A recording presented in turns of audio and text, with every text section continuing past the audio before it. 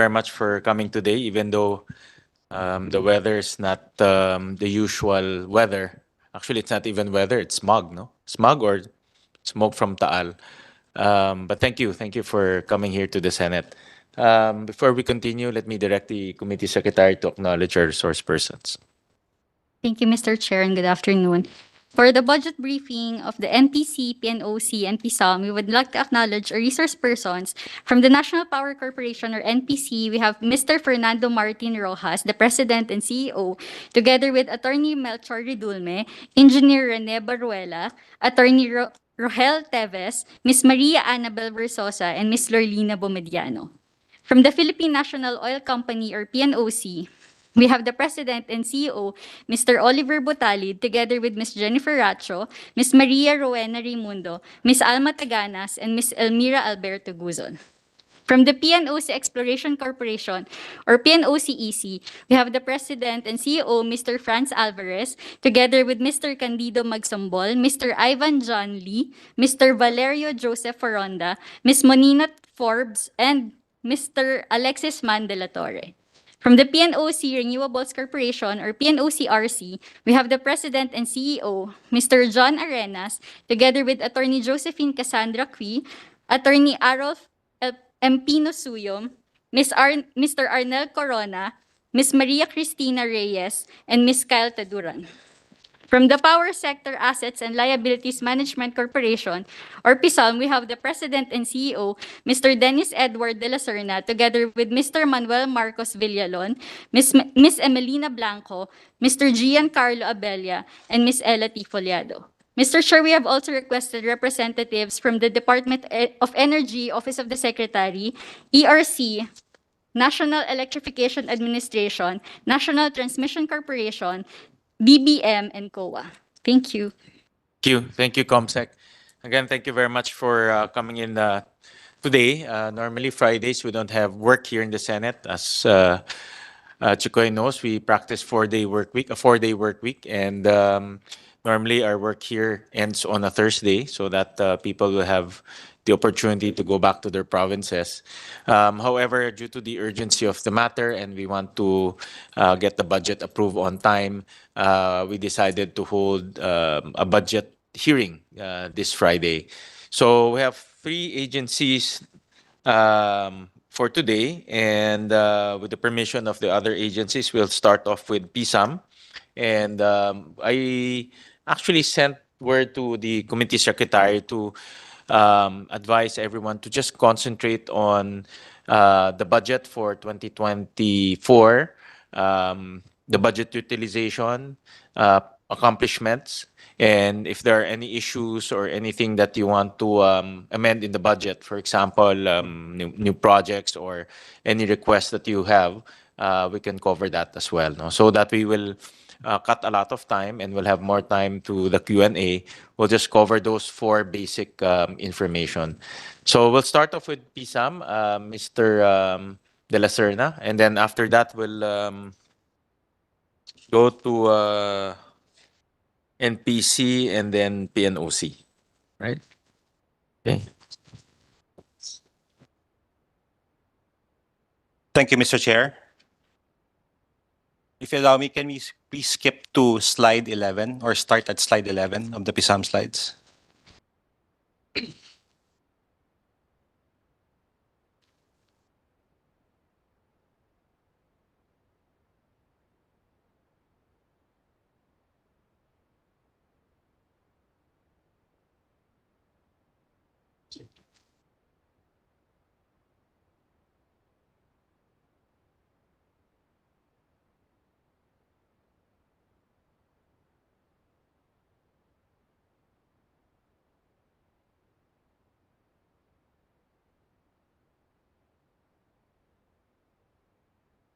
Thank you. Mr. Chair, if I can proceed. Go ahead. Good afternoon. This slide shows the summary of PSAM's accomplishments as of June 30, 2023. In terms of asset privatization, we have privatized 45 generation assets, equivalent to 9,000 megawatts, achieving 82% privatization level.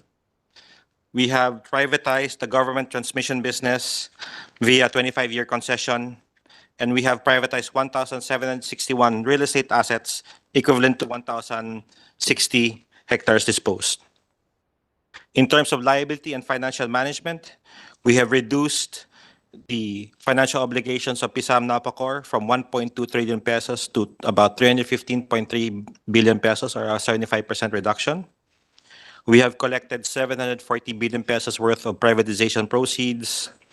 We have settled about 2 trillion pesos worth of financial obligations, and we have remitted to national government about 10.7 billion pesos. In terms of Universal Charge Administration, we have collected and remitted 250.7 billion pesos worth of universal charges. Next slide, please. In terms of the PSAM's accomplishments during the PBBM administration, we would like to highlight the following. We have successfully bidded out the 165 megawatt Kasiknan hydroelectric power plant, and we hope to close the transaction in December of 2023. We have disposed of 5 real estate assets. We have become the direct member counterparty for Lazareco Miguelco in the Western Mindanao in support of the Western Mindanao operations. And we have entered into various power supply agreements, most specifically with 14 electric cooperatives in Luzon, as endorsed by Philreca. In terms of liability and financial management, we have reduced the financial obligations by about 40.6 billion, or 11%, to about 315.3 billion pesos as of June 2023. We have collected 33.7 billion pesos worth of privatization proceeds, and we have remitted to national government about 2.6 billion pesos worth of dividends. In terms of universal charge, we have collected and disbursed 21.3 billion pesos worth of universal charges. Next slide, please. For our key priority areas for 2024 and beyond, again, we hope to close the Kasiknan hydroelectric power plant sale by December and collect $526 million. We hope to privatize the Caliraya-Botocan Kalayaan hydro power plant, the Mindanao coal-fired power plant, and certain real estate assets such as Bagak, Diliman, Sucat, and our Baguio properties, and land underlying our IPP plants. We hope to enter into a rehabilitation project for the Agus-Pulangi hydroelectric power plants. They are in dire need of rehabilitation. With regards to asset management, we will continue to efficiently operate and maintain Agus-Pulangi. We continue to sell electricity from our remaining power plant to certain cooperatives and distribution entities, and we continue to administer the existing contracts with different counterparties. Next slide, please. With regards to liability and financial management as our priority areas, we will service the 315.3 billion pesos of maturing financial obligations, manage proceeds from our asset privatization, universal charges, power plant revenues, and MKA allocation. We hope to settle and collect certain receivables and IPP accounts from electric cooperatives such as Lazareco, Miguelco, and PUD Olongapo. We continue to fund the budget of Napacor and Transco. Next slide, please. And lastly, for our key priority areas with regards to universal charge, we will continue to administer the universal charge and disburse according to the beneficiaries. We hope to successfully litigate certain pending cases in court, and we hope for a proper plan for the efficient and smooth transition towards the expiration or extension of PSAM's corporate life. Next slide, please. With regards to our proposed 2024 corporate budget, we are proposing 201.4 billion pesos, composed of, broken down as follows: personal services, about 440 million pesos, maintenance and operating expenses of about 200 billion pesos, and capital outlay of about 20 million pesos. Next slide, please. Our proposal is broken down as follows. And as Mr. Chair, you can see the difference between our 2023 and our 2024 proposal is about 34 billion pesos.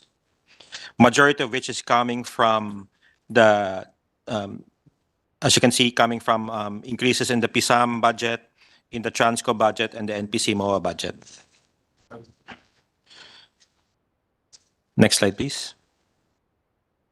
With regards to our budget utilization for 2022, we are about at 91.2% of our budget utilization for 2022. Currently, for the first semester of 2023, we are at 44% utilization. Next slide, please. With regards to our wish list, we hope to extend the corporate life of PSAM beyond its original term of June 2026, as we hope to privatize the remaining power plants of Napacor PSAM and the remaining real estate of PSAM. We also hope to liquidate certain financial obligations, at least within the life or within the corporate extension of PSAM, and collect certain receivables from certain like the cooperatives, IPPA contracts, or IPP contracts. Based on our wish list, we would like to recommend that the PSAM life, corporate life, is extended for another 30 years, subject to those conditions in the fulfillment of PSAM's mandate to privatize the generation assets, efficiently manage the financial liabilities, and administer the universal charge. Thank you, Mr. Chair.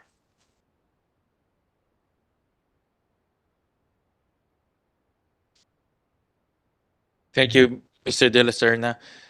Just basic questions, no? And I saw from the presentation that the remaining financial obligation stands at 315, no? 315 billion, correct? Yes, Mr. Chair. Okay. So that's the amount that government needs to square off by hopefully 2026. Yes, Mr. Chair. Okay.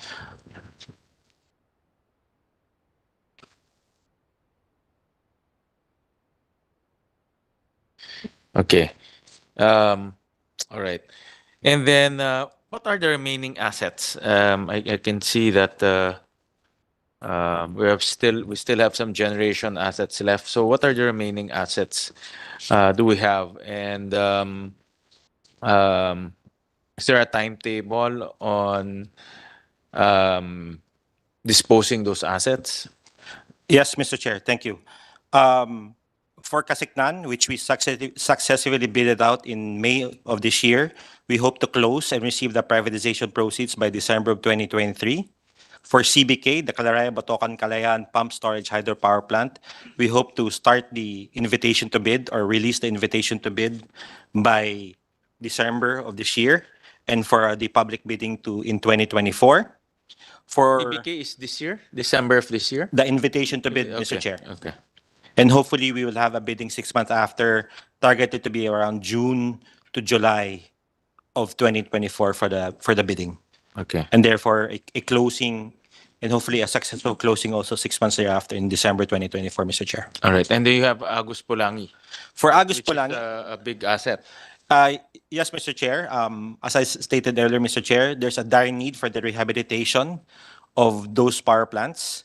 So we are focusing on the rehabilitation and possibly an O&M agreement for Agus and Pulangi. Okay. And so you have CBK, you have Kasaknan, you have Agus-Pulangi, and then you also have a Mindanao coal-fired power plant, 200 megawatts. Yes, Mr. Chair. This is operational? This Mindanao coal-fired power plant is a 200 megawatt power plant in Mindanao, Mr. Chair. It's currently operating. And it's currently operating and operated by the STEAG. Our specific plans for Mindanao Coal is to go through what they call the energy transition mechanism, wherein we're studying with our consultants. In this case, Mr. Chair, ADB is for the early termination or early close of that power plant from 2031 to sometime earlier, Mr. Chair. So you have three power plants, and then I saw in your list about 72 hectares of property. Is that correct? Yes, Mr. Chair. Okay, so those are the remaining assets under PSAM Yes, that Mr. you Chair. can dispose. Yes, Mr. Chair. How much are those? Have you valued more or less indicative value of those assets For the for the three power plants and all the properties? we have an indicative value, but mostly based on book value, Mr. Chair. The process of privatization for the power plants especially and for the real estate, they go through a in terms of the power plants, we hire normally a consultant that will give us their proposed financial valuation. So since we have not yet started our privatization for Kalayaan and Mindalagol, we have yet to come up with a valuation for that. With regards to the rehabilitation of Agus-Pulangi, we have already have indicative value from World Bank sometime, I think 2 or 3 years ago, wherein the estimated rehabilitation requirement for Agus-Pulangi is about $350 million.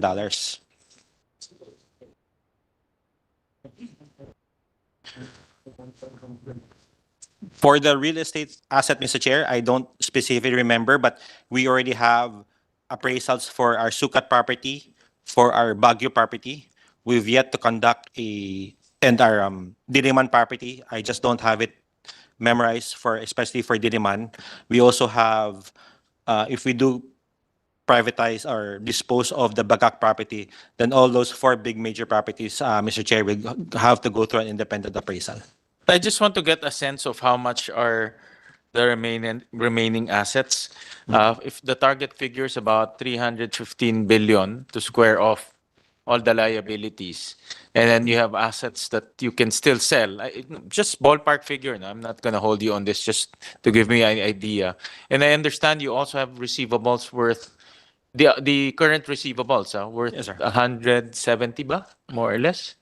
Yes, sir. So for the estimated value of what we call our key remaining assets, Yeah. it's more or less about 45 billion pesos, 45 billion pesos. Okay. Mr. Chair. With regards to your question on our receivables, we have about 100, My memory serves me right, about hundreds. 107, Yeah, 107 billion pesos. 107. 107, Okay. Mr. Chair. Yeah. So roughly you have about 145 billion potential cash inflow. Yes, Mr. Chair. And Correct. if you recall, under the MKA law, that's about another 200, which we're supposed to be receiving from government. So if you add up all that, maybe. Yeah, the MK and the Mura Corriente Act is a little bit of a aberration because we're not getting the cash flow that we need. Now, well, we'll talk about that later on. Yes, Mr. Chair. Outside of the MKA, just purely on a cash flow basis, about more or less, no, about 152 billion. So we're still more or less 150. So more or less we're still missing about 150 to square off. Yes, Mr. Chair. And if I can add, you can also add to that figure, Mr. Chair, for about 42 billion pesos. This is the amount of the remaining privatization proceeds that we need to collect after 2026. Okay. Because, for example, Mr. Chair, we've privatized the transmission business under NGCP. That business continues until 2034. So beyond 2026, if we include all of that plus the other privatization IPPs, then that's about another 42 billion pesos. 42 billion. Yes, So Mr. Chair. so more or less about 200 billion. More or Yes, less. Mr. Chair. So we still need about 113 more or less Yes, Mr. Chair. billion. And if the life of PSAM will not be extended, that will be absorbed by NG, By national government. Yes, by national government. That's correct, Mr. Chair. That will form part of national debt, I would assume. No? That's a good assumption, Mr. Chair. Yeah. So okay. And because part of the wish list is to extend it, no? So I'm trying to come up with a reason other than the remaining debt on the extension, and for me, if we have assets to privatize, then there's a reason to extend. Obviously, the goal here is to extend so that we can we can pay off all the debts with the remaining assets. But even with the remaining assets and the remaining um, collectibles, it seems like we will not have enough cash to pay off the remaining balance of the 315 billion. Tama ba? Ganyan ang, I mean, simple computation lang ah. I'm doing just simple math, no? That's correct, Mr. Chair. Oo. All right. Okay.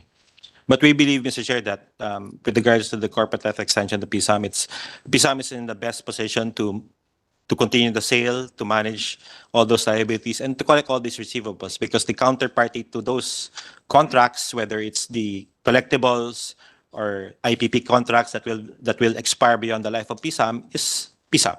It's not. The collecting agent of the NGCP payments or concession fees is PSAM? The cash goes directly to PSAM, but it's booked under the Transco income statement. Okay. And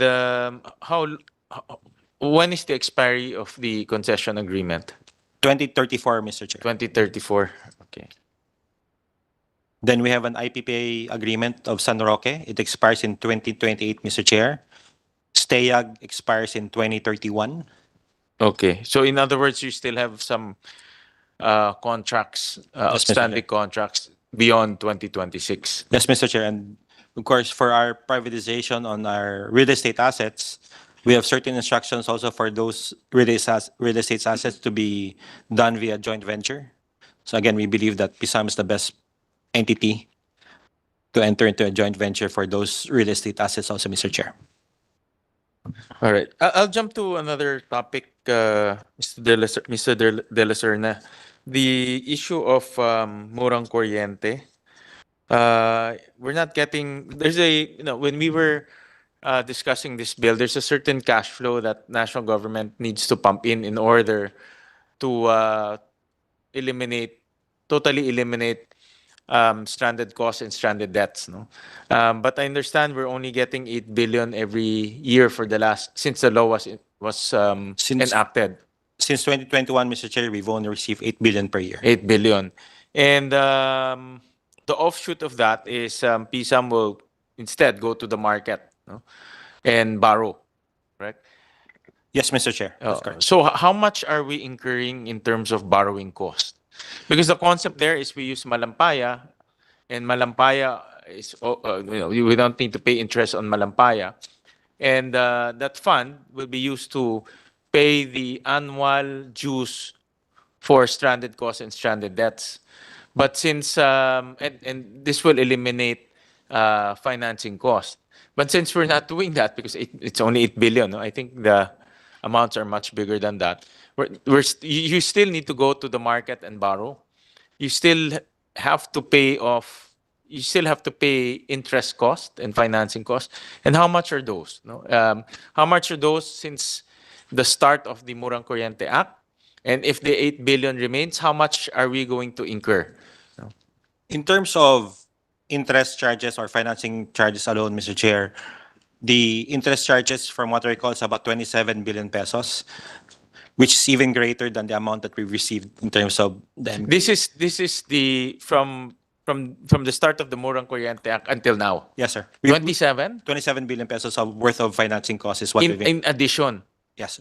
Okay. Wow, that's a. In other words, we could have avoided 27 billion in financing costs if the cash flows in the Murang Kuryente Act was followed. Yes. Okay. And how much, assuming lang, this is just a, because I see the trend of DOF. I think the trend is really just to maintain the 8 billion mark. If we maintain that mark until the end of the life of PSAM, how much financing costs are we going to incur? Do we have that number?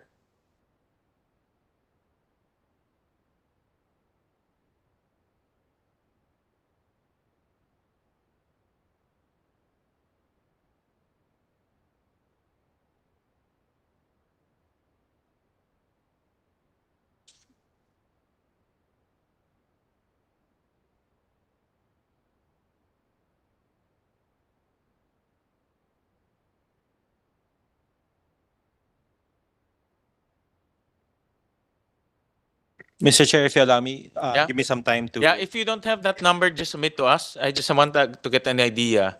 The assumption here is the 8 billion will remain until the end of PSAM. So how much financing costs are we going to incur because of that non-compliance to the Murang Kuryente Act? Just submit to us. No? Understood, But at Mr. least to date, we know that we have already incurred 27 billion because there's no there's a cash flow that we need to follow under the Murang Kuryente Act. But since it's not being followed, obviously you have to borrow and you have to incur financing costs. And that amount is now 27 billion. Yes, Mr. Chair. Okay. And we will comply. Thank you. Thank you. I'll jump to another issue, or not issue, but another topic, Mr. De La Serna. Agus-Pulangi. I think Agus-Pulangi is a very sensitive topic to the Mindanaoans. There's a certain level of attachment to that asset. What's the plan for Agus-Pulangi? Are we going to privatize the entire asset? That's number one. And number two, with the BARM government already in place. No? And I remember when we were discussing the basic law of the the BARM basic law, they were very adamant in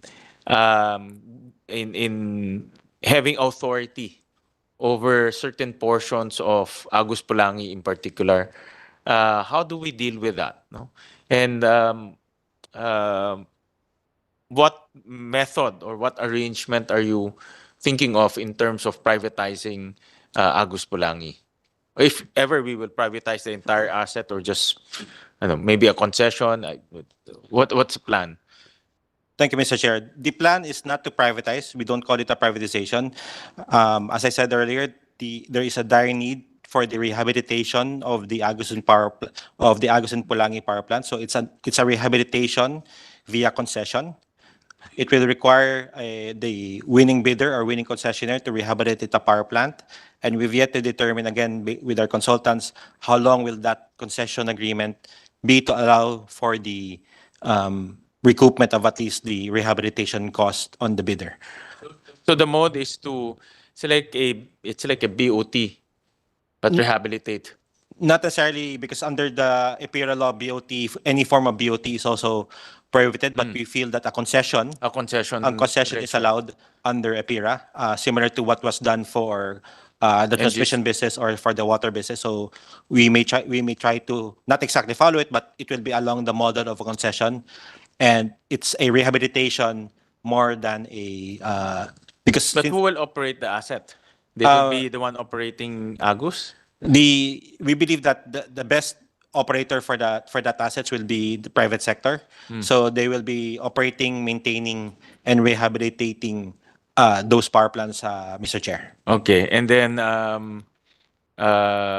they will just pay government a certain fee during the life of that concession agreement. Yes, Mr. Chair. But then subject to also them for that winning bidder concession to be able to recoup whatever investments they made from the rehabilitation. And there can be two modes of rehabilitation, Mr. Chair. It can be just bring back, because the actual capacity now, or at least the actual utilization of those power plants is just 400 megawatts.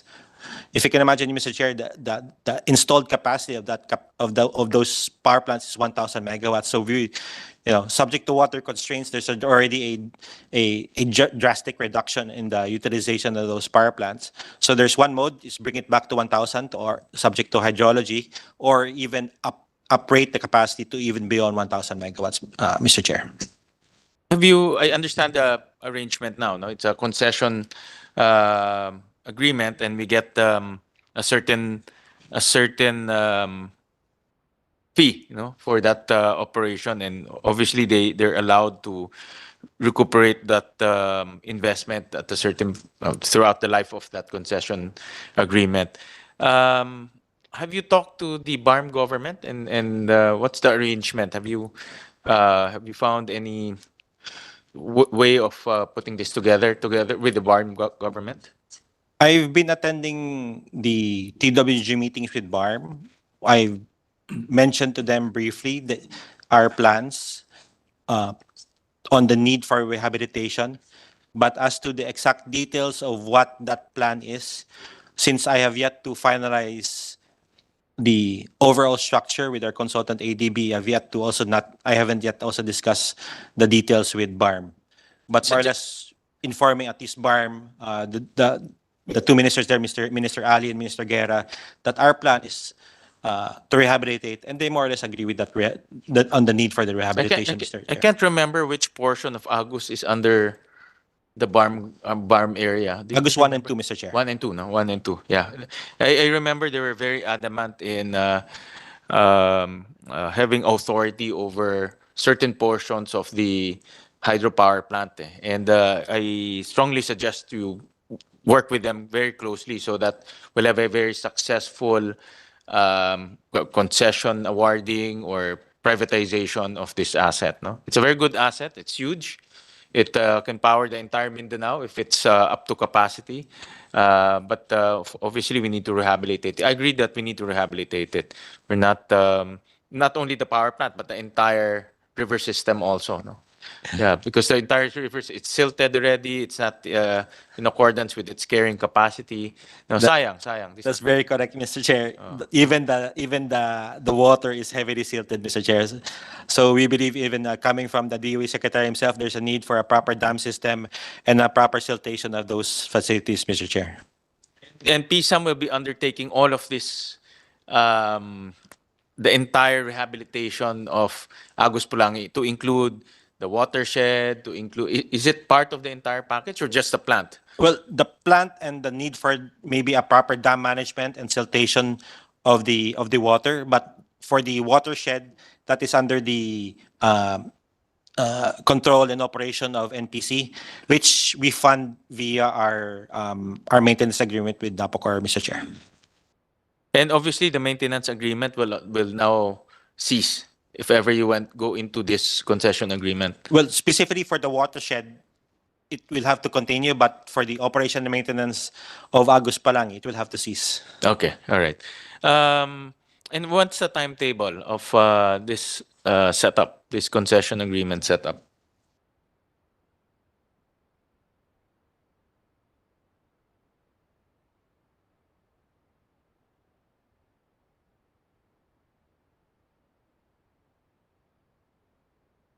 A arrangement with IFC and World Bank. It's already put in place. For Agus-Pulangi, we're having discussions with World Bank. Okay. IFC, Mr. Chair.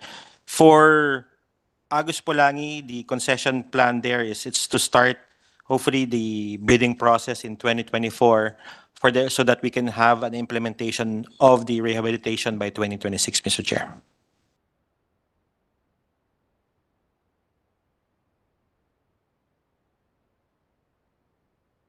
Have you undertaken the feasibility study already? Have you engaged World Bank to do the feasibility study? Not yet. We're just still under talks, Mr. Chair. Okay. And when will that happen? I think that will be I guess that will be the signal that the project is going to go ahead. Yes, Mr. Chair. I don't have yet a strict timeline, but again, it's urgent, so we have to close already as soon as possible with IFC, Mr. Chair. Okay. And that's also in the budget already, in your budget request, the engagement of these financial advisors?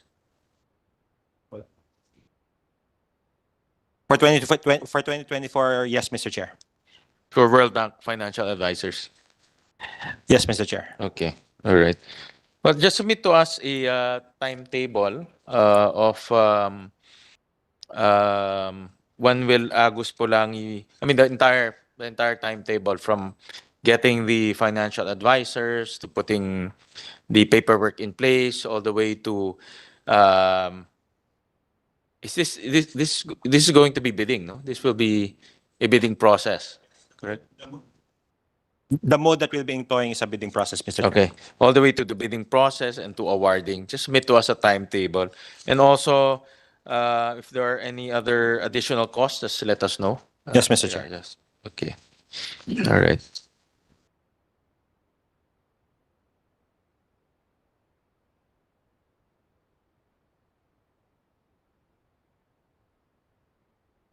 Tsaka yung murang kuryente, no?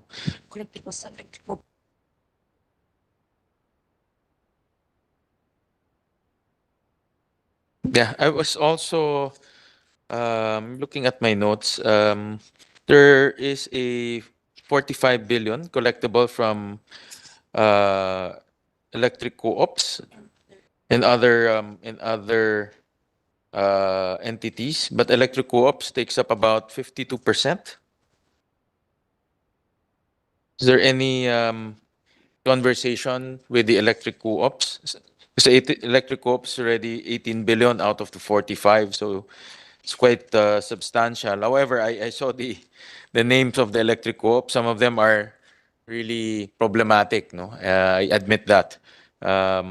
Even in the budget hearing of the National Electrification Administration, the same names come up. No, when you talk about these electric co-ops. But any um, moves to? Is there any possibility to collect from these electric co-ops? Thank you, Mr. Chair. So we have a couple of good news there. With regards to the Magelco, we've entered already into a restructuring agreement with Magelco. So we hope that they're able to comply with those requirements. Number two, for Lasoreco, we've been meeting with them also recently. Part of the messaging that we've given to Lasoreco is that we will continue to supply to them, but government or PSAM also needs to see their hand extend to us on how they can continue to at least pay or be current with their power bills. So we also plan on entering into a restructuring agreement with Lasoreco with the message that once we enter into an arrangement with them, we can even stop the charging of interest to Lasoreco. For Pelco 3, one of the bigger entities that also owes PISA money, we've already entered into a restructuring agreement with Pelco 3. With Beneco, we're also entering into a restructuring agreement with Beneco. So we are under that mode of discussions with various cooperatives and or DUs. It's supposed to be a triple A good cooperative. That's correct, Mr. Chair, but there were amounts that were disputed between PSAM and Beneco. This is a dispute, not Not necessarily a non-payment non-payment. It is a dispute for certain adjustments approved by the ERC way back in I think 2013 and 2014, wherein there was a dispute. We finally settled that dispute, and we hope to enter into an agreement for the payment of those ERC approved amounts, Mr. Chair. Okay. So we're in that mode of discussion, Mr. Just to highlight that we're changing our credit collection policy. Number one, number two, we've entered into special payment arrangements or restructuring agreements, wherein the cooperative is able to pay these amounts, and once they enter into that restructuring agreement, we stop interest. Mr. So- Chair. Yeah, go ahead. You Yes, said. Mr. Chair, there has been clamor of some co-ops for the condonation, and there has been, in fact, some bills that have been filed in Congress for condonation of specific co-ops, Mr. Chair.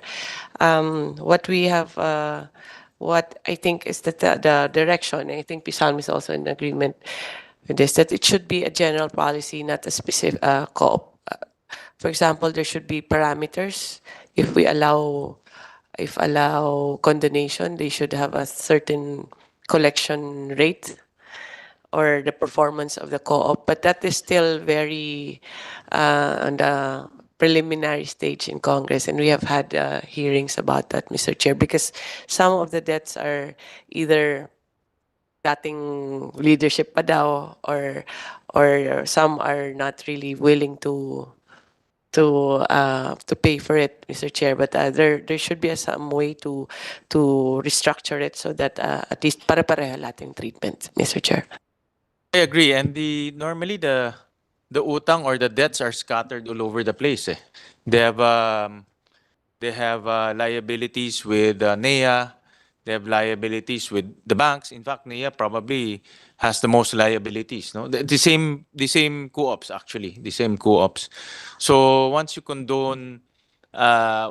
allow condonation, you condone to all the different entities who are collecting. No, and I think it sends a wrong signal to those who are paying on time and those who are really working hard to restructure and to pay. No, I understand that I encountered some cooperatives that they of course blame the old management or some things are beyond their control, but it sends a wrong signal to the entire distribution sector. No, so I would rather encourage restructuring. No? Kasi meron namang good, I understand, like for example, Magelco has been a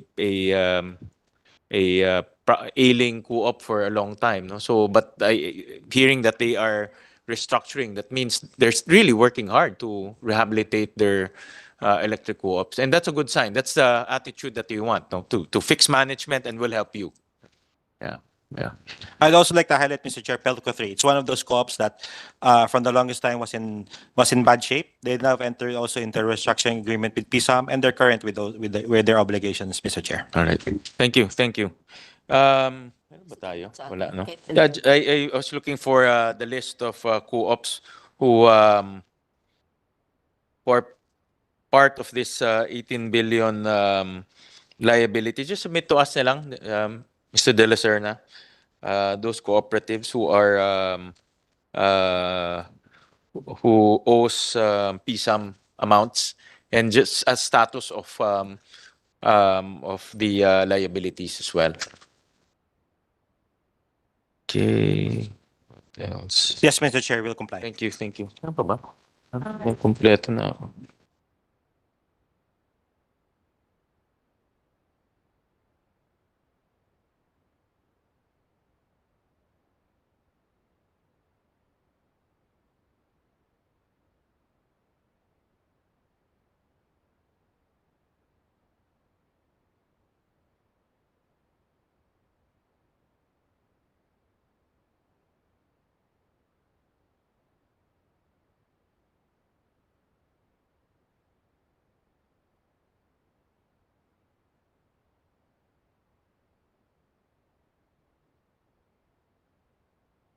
Mr. De La Serna, just submit to us the breakdown of the entire 45 billion liabilities. So that we'll have a list of that. Other than that, I don't have any more questions. So thank you to PSAM. Thank you, Mr. Chair. Thank you. Unless you want to add anything. We're as I stated, Mr. Chair, we hope for the cooperative extension and for your Okay. support. I'll discuss that with you, Sec Sharon. All right. Thank you to PSAM. Next is NPC.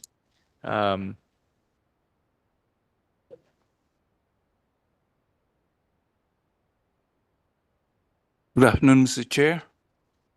I'm here. Hi there. Okay. Okay. All right. Go ahead. Next slide, please.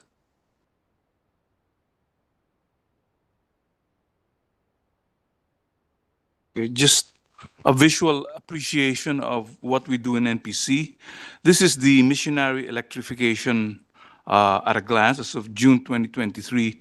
NPC is responsible in providing power generation and its associated delivery systems to about 1.3 million households, or about 5.3 million Filipinos in 171 areas, of which 23 are served by the new power providers or the private sector providers, and 148 areas are served by NPC through its small power utilities group. These are the islands that are not connected to the grid and are subsidized by the UCME for electrification. So basically, NPC has about 1/3 of the capacity, but it supplies about 28% of the energy, while the private sector has about 2/3 of the capacity as of 2023, supplying about 72% of the energy. Next slide, please. Shown in the table is the national government subsidy to NPC.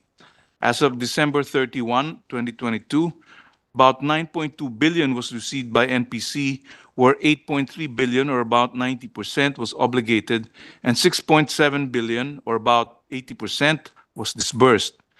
In 2023, 4 billion was appropriated to NPC, of which 1.3 billion is for the current year and 2.7 billion prior years, where NPC was still authorized under the 2023 GAA. For the current year financial performance, NPC was able to obligate about 61% or 2.5 billion as of June 2023 to about 71.7% or about 2.9 billion as of August 31, 2023. 1.5 billion was already disbursed. Next slide. These are the, in terms of physical performance, under number 1, our commitment to GCG was substantially achieved in its 2022 targets. That is 97.7% for transmission lines and 80% for substations. The remaining 5 MBA target under substation was already installed as of June 2023 and is subject to test and full commissioning scheduled by the end of August of this year. Number 2 is our 2022 GAA-funded programs under missionary electrification. NPC was able to accomplish about 16% increase in SPUG dependable capacity versus 1.43 increase the previous year. For percentage increase in transmission lines over the previous, we've targeted 4.0% increase and were able to achieve 4.4 increase. Lastly, for percentage increase in substation capacity, we've targeted 9.43%, but we were able to accomplish only about 9.3, which is equivalent to about 98.62 of the desired level performance. Next slide, please. This is the 2023 first semester physical performance. For transmission lines, 23 circuit kilometers of total target was substantially completed at 80%. The remaining projects still ongoing except for 20 circuit kilometer target in Palawan, which was reallocated to another project in the same province. For substation facilities, 5 MVA of the target is almost complete at 93%. The 10 MVA target in Rojas Palawan is about 42% complete as of June 30 and already 44.5% complete as of June 2023. The remaining 10 MVA was deferred together with the San Vicente Limungan transmission line, which will be reallocated to the line extension to El Nido. For the renewable energy component, as of June 30, 150 kilowatt peak of the total target is at 14% complete and is already at 45% complete as of June 23, 2023. And the remaining target was already awarded last July of this year. So, next slide, please. So the total COB for NPC is 41.43 million or 41.4 billion. Next slide, please. In terms of allotment, 84.3 or about 35 billion of the total proposed budget will be allocated to MOOE.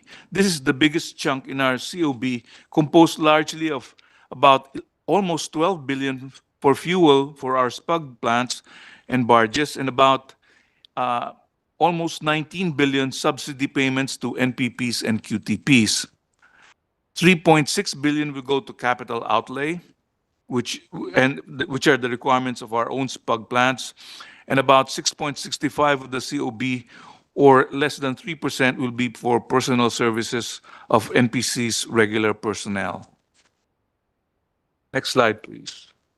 By appropriation source, about 83% of our proposed budget, or about 34.6 billion, will be funded by our projected collections from the UCME, composed of 15.6 billion from the existing 0.1544 centavos per kilowatt basic rate, 3.9 billion remaining from the 2013-2014 true-ups approved in 2023, and about 13 billion pending true-ups petitions for approval by the ERC.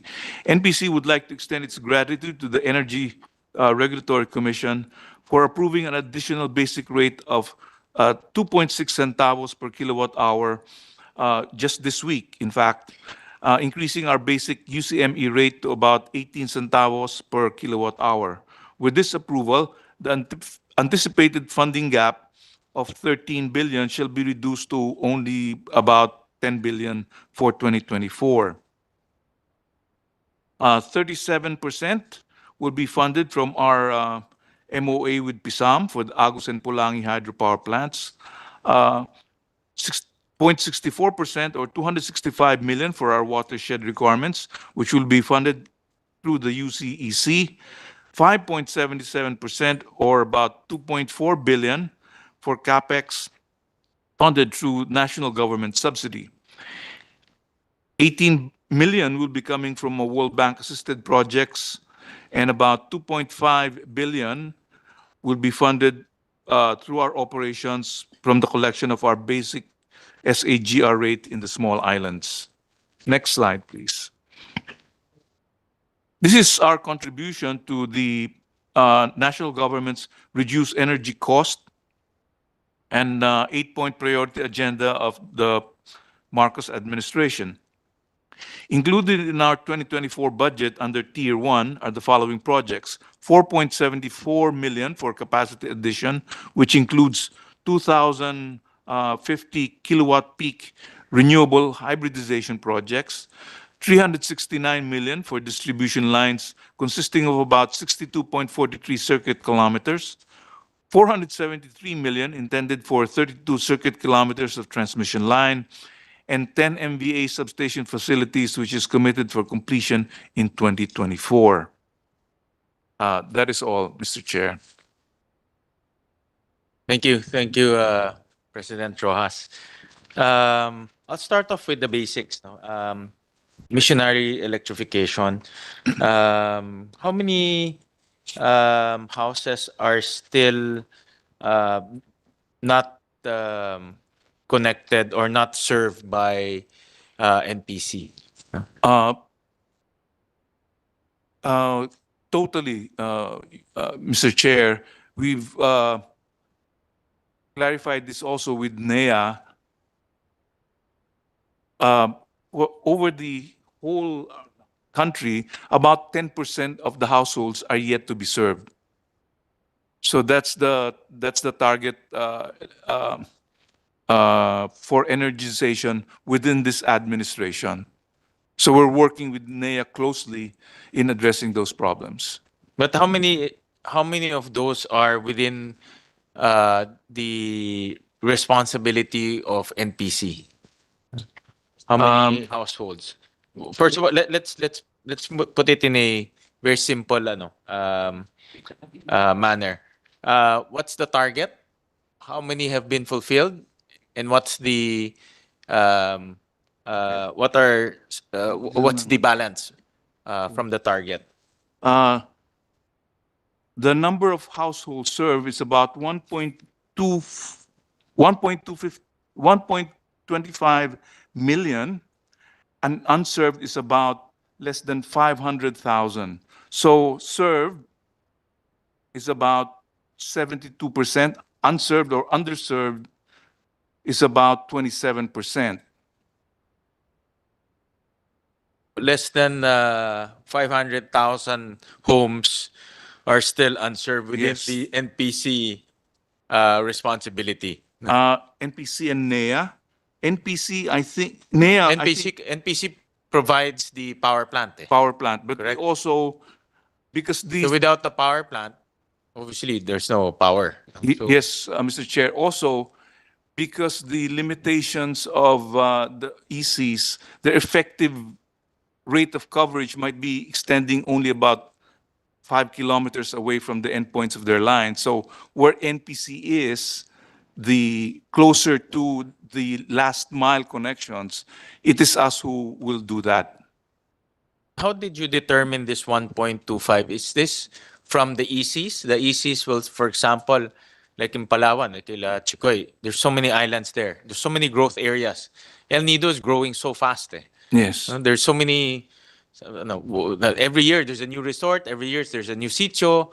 And I would assume the electric co-ops will request from NEA power plants, no? Additional power. It's either they will contract, find their own or look for NPC, but I think normally they tap NPC in the first instance. So how many electric co-ops have requested power from NPC, and how much is the balance from that request? So to put it simply. Yeah, we don't have the exact figures right now, Mr. Center, especially if we have to bifurcate what's NEA and what's NPC, but we will submit the figures to the committee. Okay, but the working figure right now is still, there's a balance of, in my notes, it's 479,000 Yes. unserved, less, underserved, to be exact, no?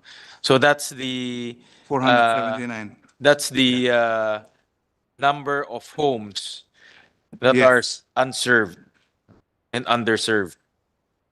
Tama po ba? Yes, Okay. Mr. Chair. And then how many of the served are enjoying or are enjoying 24 hours, and how many of those are not enjoying 24 hours, meaning less than 24 hours? If my memory serves me right, about 86% of the areas that we serve are already 24 hours. Out of the 1.2 million household, 80%, More than 80%. more than 80%. About 86 or 84 are already 24.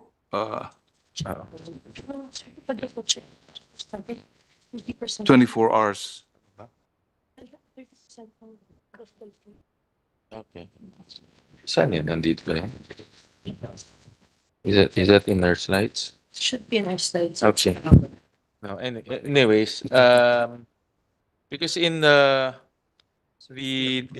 data that we received, only 30% are 24 hours. The rest, 70%, still experience less than 24 hours in I terms think- of electricity. Is my data accurate? According to our stats, for 24 hours, total household is about 519. 12 to 23 hours, it's about 12,600. And less than 12 hours is about 20,500. This is in your presentation. No? Yes. So 24 hours is 519. So that's about 50, more or less about 50% of the 1.2. Mga less than 50%, mga 40%. 519, yeah. 519 out of the, But for the entire tama ba? 519 out of the 1.2 million connections. In this slide, the first slide, Your Honor, Let's pull up the first slide first slide. to the ComSec. Mr. Chair. Just There's Yes, just, sir. Go ahead. we have data, and it's hard to segregate the two. We're trying, we have a committee actually taking charge of this, because even though the generation might be NPC, pero ang distribution na sa NEA pa rin. So medyo there's a overlapping. So we'll ask NEA and NPC to work on the segregation of which part is the household na covered by NPC and which part is covered by not NPC. That's why I'm asking. My assumption is the utilities requested. For example, my bago kaming sitio. I need power. I'll connect it, but give us the gensets to power it up. So that's my assumption, no, to reach, because NPC obviously is not a distribution company. You know? Yes.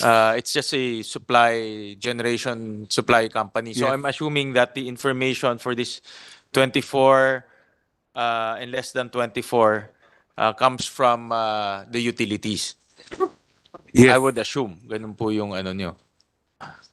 Uh, But I'm trying to just come up with an idea on how much in the total universe of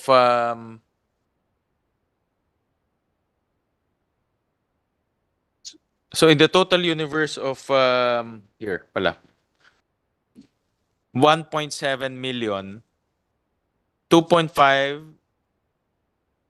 1.7 million. 1.7 kasi 429 Sir? unserved. Baliktad? Sir, baliktad yan.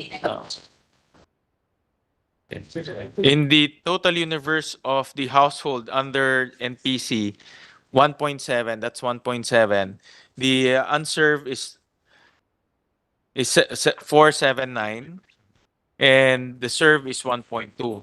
But under the 1.2, 500 is already enjoying 24 hours. So we're talking about a 700,000 more or less, no? Less than 24 hours. Yes, Just to that do will it simple be, math. as far as NPC is concerned, in our operations, that will be Tama ba ba? 12,600 plus about 32,000 out of 552.9 thousand. It's hard to see. Can you repeat that again, President? This is our total, and this is the hour less than 24 hours and hours. Yes. So it will be 12,609 plus 20,898 out of 552,970, Mr. Chair. That's the total connection Being served, yes, yes. being served. Only for NPC. Only what's the 1.2 that you mentioned earlier? That's for the total missionary, including the private sector suppliers. Including the private sector's suppliers. Private sector meaning the NPP, Yes, QTP and the suppliers? QTPs, Okay. yes. Okay. Hindi pa siya kasama dito sa 552. No. Okay. That's NPP. The QTP, NPP, 24 hours sila? Most of them, yes. I would assume think, 24 yeah. hours, no? I mean, Kasi what's the point commercial of na sila. privatizing it if they're not gonna supply 24 hours? Okay. Okay. All right. So in other words, we have approximately 32,000 households that are Left. not enjoying 24-hour 24 hours. supply. Okay. All right. Okay. And what's the plan? How do we reach those two questions? How do we make it 24 hours? And then number two, how do we reach the 500,000 unserved, underserved? For the first part, it takes two things to happen, Mr. Chair. Yes, sir. One is their load actually develops so that it's economical for us to actually serve them 24 hours. The other thing is, of course, right now, because of the budgetary constraints, it's very difficult for NPC to accelerate the 24 hours because of the price of diesel, right? So, but as the prices normalize, we will continue the previous policy of seeing how far the load justifies additional hours of operation. But I think President Rojas, it's a chicken or the egg question. Typically, normally those who I talk to, they don't want to put up businesses because it's less than 24 hours. But you're saying if you put 24-hour power, there's no business. So it's a chicken or the egg question. And That's I think correct. it's our responsibility to nowadays. I think electricity is a fundamental right already. So it's like in the internet. You need 24 hours internet. So it's our responsibility to assure that there is 24-hour Yes. supply. Actually, we are doing the accelerated hybridization program today, and we're working with private sector. And part of what we're asking them is to help the localities produce livelihood, which in turn will consume more energy and produce a virtuous loop where even the private sector proponents get additional revenue because there is electricity. Now, we are constrained by mandate to actually go into the livelihood program. That's why we're doing it through the private sector, who we're inviting to put hybrid systems in all our SPUG areas. Is this less than 24 hours a question of fuel? Right now, yes. So we cannot make it 24 hours because we don't have the amounts to supply fuel. Yes. And how much is that? How much is the deficiency? At the start of the year, we only had enough money to procure 60% of the fuel that we needed. And now we are trying to procure the balance For 2023. for 2023. Okay. Because and we're having a problem now because the diesel prices are at 74 pesos per liter. So we're still trying to find the funds to actually pay and buy the remaining 40% of required for the year. I think the most difficult time for MPC is 2022 because that's when the fuel cost shot up from $40 per barrel to $120 per barrel. But the rest of 2023 has normalized. My new normal in 2023, it's $80 per barrel. No, that's the new normal. That's correct, Mr. Chair. The only difference is that in 2022, including the January of 2023, the national government was able to give us about 6 billion. But they've basically said we cannot give you any more funds. That's why we are, of course, contracting loans now. Yeah, yeah. I saw that in your MOE. No? The financing cost went up. Yeah. My question is, how much more do we need in order to turn this into 24 hours? Do we have that data right now? Kung wala, paki-submit na lang. Yes. That's my point there is, the gensets are already there. Nakakabit na siya sa DU. It's just buying additional fuel. So that's my thoughts on this. And I just want to appreciate how much do we need, no, to in order to reach that, because the gensets are there. Whether you use it 24 hours or not, nakakabit na yun doon no? Yes. We will submit the figures, Your Honor. And submit to us also a detailed list of the less than 24 hours, no? Kung Yes. magkano. We'll do that. Let's see, maybe Mr. we Chair. can augment it. Yeah, use it. That's why also one of the projects of Presnani, yung hybridization, because with the number of billions that we spend every month, maybe total yung mga solar farms are faster to construct now. Baka I think we'll probably spend less than the fuel we spend in a month kung if we try to ang hybridization nila mag full force, Mr. Chair. Definitely. I remember when the former president of NPC, Pio Benavides, was still with us. We strongly suggested, this was 2017 pa, no? Because I remember that time ASEP had a project with, I think, NPC, on hybrid, and the cost is really 50% to 70% less.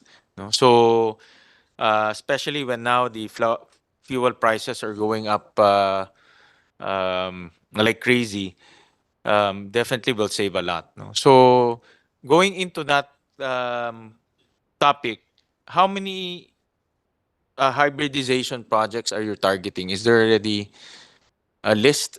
And is this really something that is serious? Yes, Mr. Chair.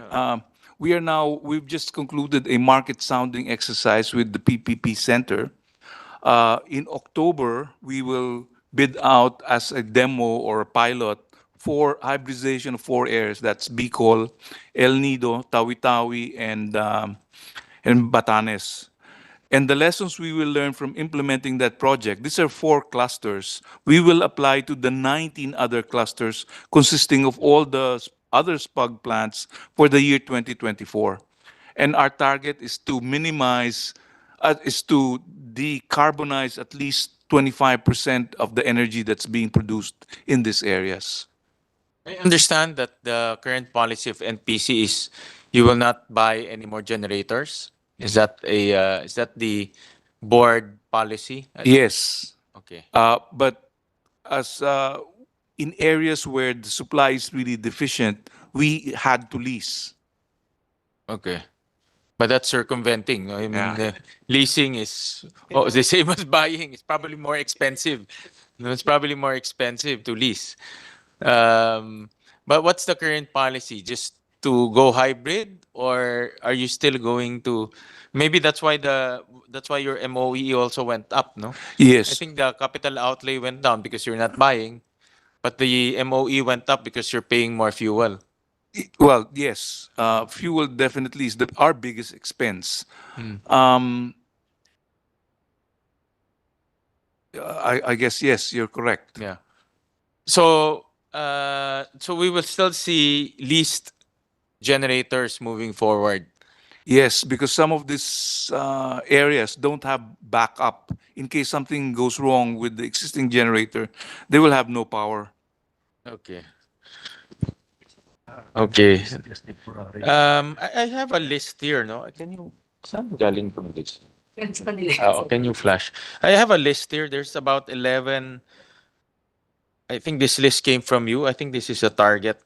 11 hybridization projects nationwide, and the capacity is about 2,000 kilowatt peak. This, Mr. Chair, is the internal hybridization program. Okay. So we also have one what we're doing with the private sector, which is we call the accelerated part, because we don't have the financial resources to implement everything by ourselves.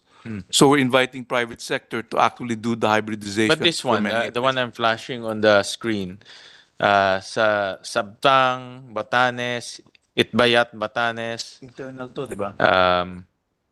are these going to push through? Because obviously, I'll support this. Yes, it's No? going to go It's through. gonna lower down fuel consumption. Yes, So we will do that. is this going to happen in 2023? That's my 2024. In 2023, we will bid out the first 4 and then the rest 2024. This one, itong nasa listahan natin. Yes. Okay. Yes. Okay. And all of this will be privately operated. The hybrid part, yes. The hybrid part. And the generator part is The diesel plant, NPC will still be there, but we will operate it as a hybrid already. so NPC will still own the generators. Yes. The solar plants will be Private sector. private. Oo. So it's not only hybrid in technology, pati yung mode hybrid rin. No, kasi government and government and private. Okay. Typically kasi nakapackage siya, no. But all right. Good. I'm supporting this. Sir? And May isa pa sila yun, like Mindoro is one of the biggest consumers of our, and the submarine cable connection is supposed to be under the TDP's 2030. So I think with their effort and the effort of DOE, it will be advanced to 2026. 26, sir. So hopefully that can also ease the financial burden eventually.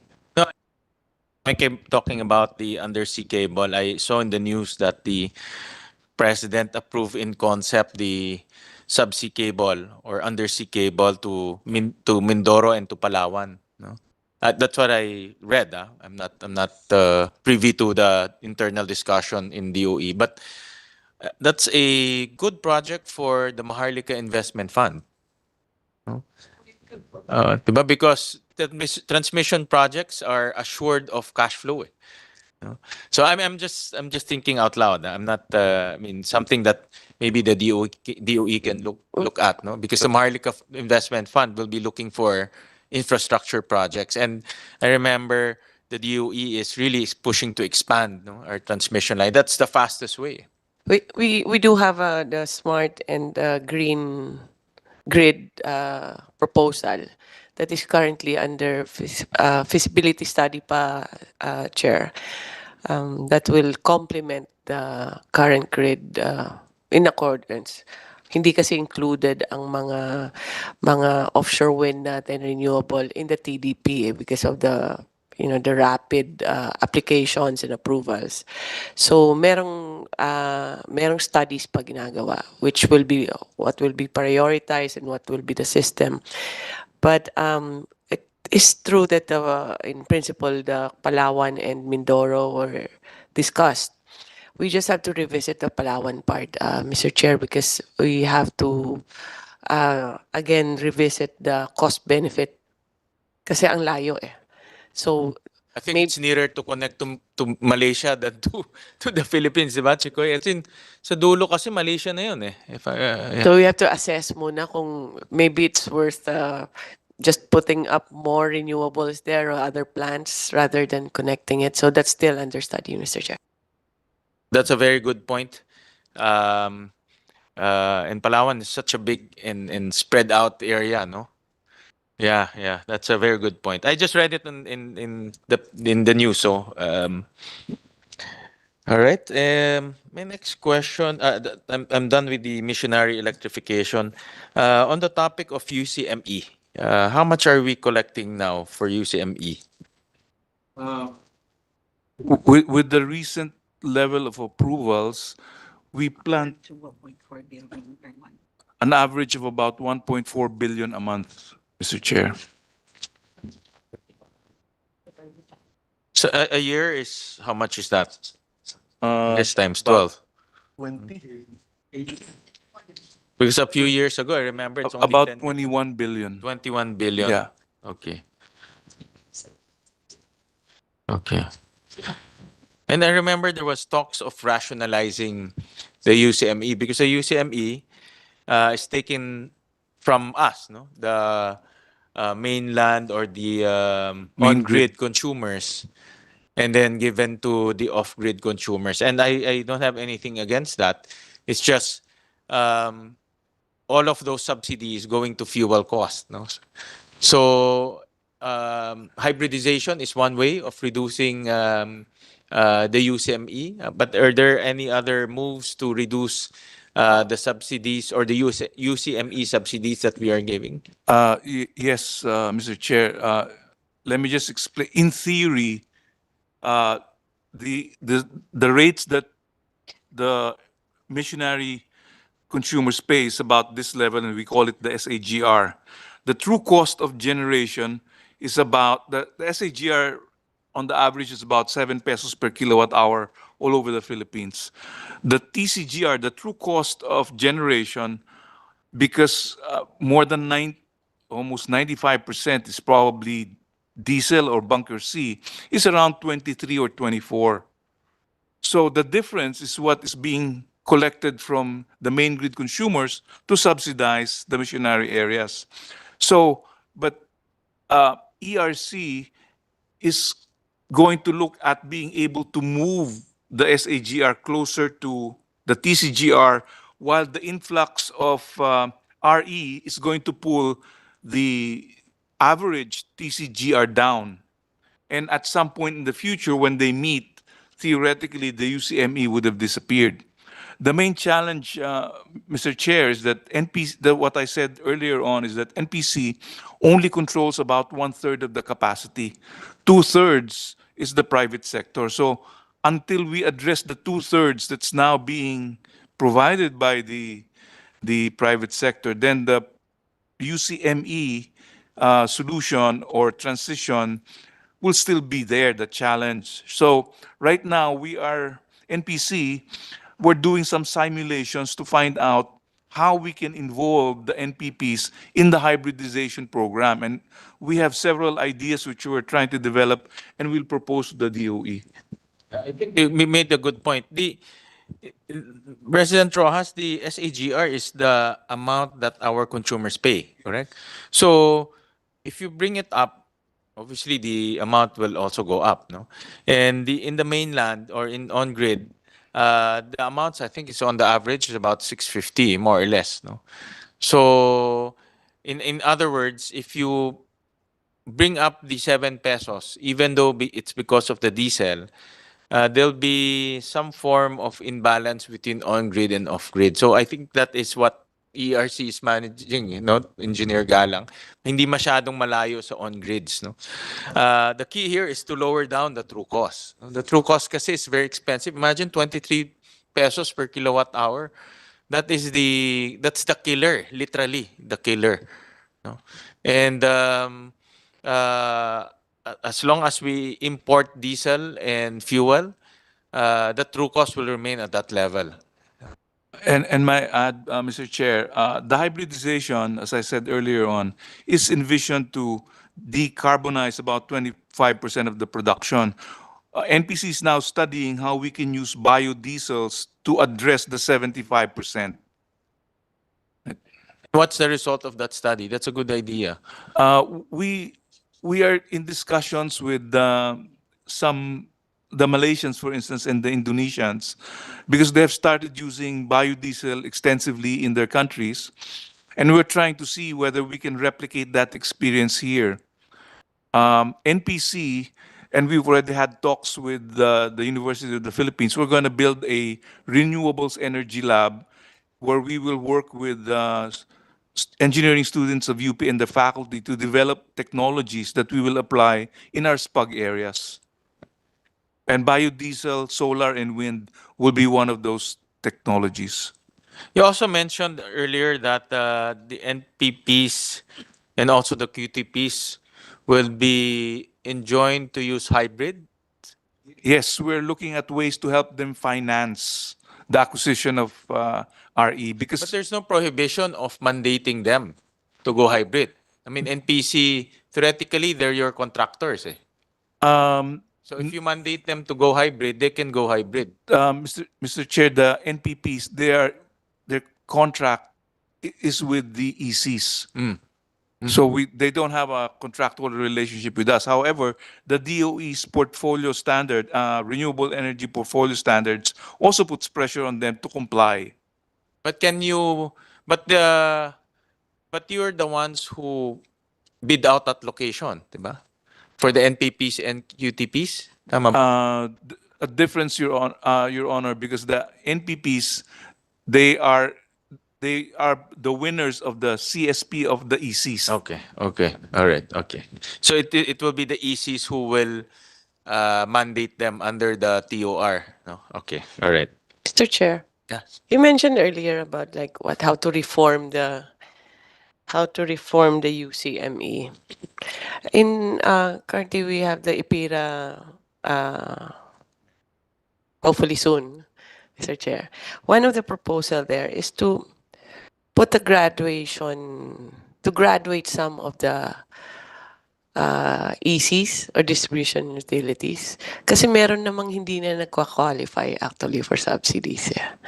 There are, for example, Palawan, there's some areas that are very rich and still get a subsidy from UCME. So we're trying to craft it together with NEA actually kung paano ba ma-distinguish yung ibang distribution na hindi na kailangan talaga and carve it out from the subsidy, Mr. Chair.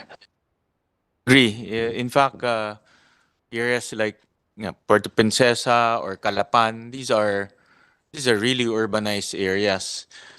But the chicken or the egg yan, because if you will charge them true cost at 23, obviously they'll probably die, no? But there must be some form of formula to Mr. Chair, what also we're doing is that by October, NPC is going to file a new rate structure with the ERC, which will differentiate between industrial, commercial, and residential users in the small islands, so that the residential consumers are partly shielded from increases in the SAGR, which can be absorbed by businesses, but not as much by the residential consumers. So we will file this with ERC hopefully in October.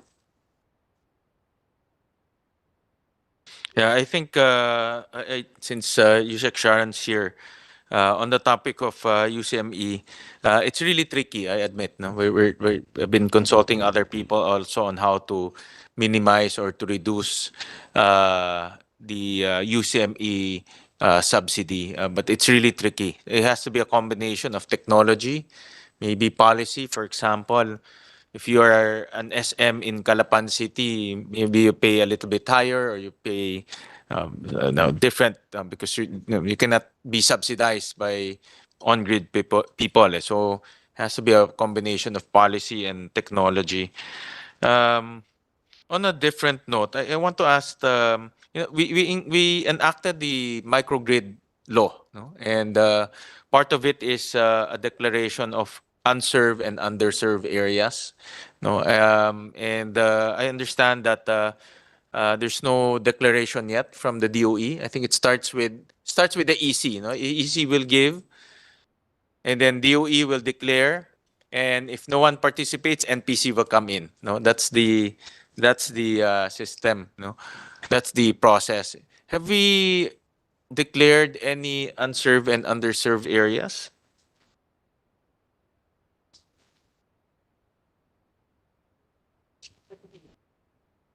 Mr. Chair, I was told by our Vice President for SPAG that NPC has submitted already a list of 20 sites for possible microgrid applications with DOE. So Chair, I will just check the status because that's an ongoing project for us. We'll just check the status kung kailan yung ipabibid out. Yeah, just Yes, submit sir. to us nilang a status report of that, because that's another way of reaching out to the underserved and unserved areas, no? Using technology. That's why it's a combination, because microgrid is well, it's an old technology, but in our country it's still relatively novel, no? So we can tap into that. The other one question is this is quite a another usual topic that we ask is about BNPP, Bataan Nuclear Power Plant. NPC is the maintenance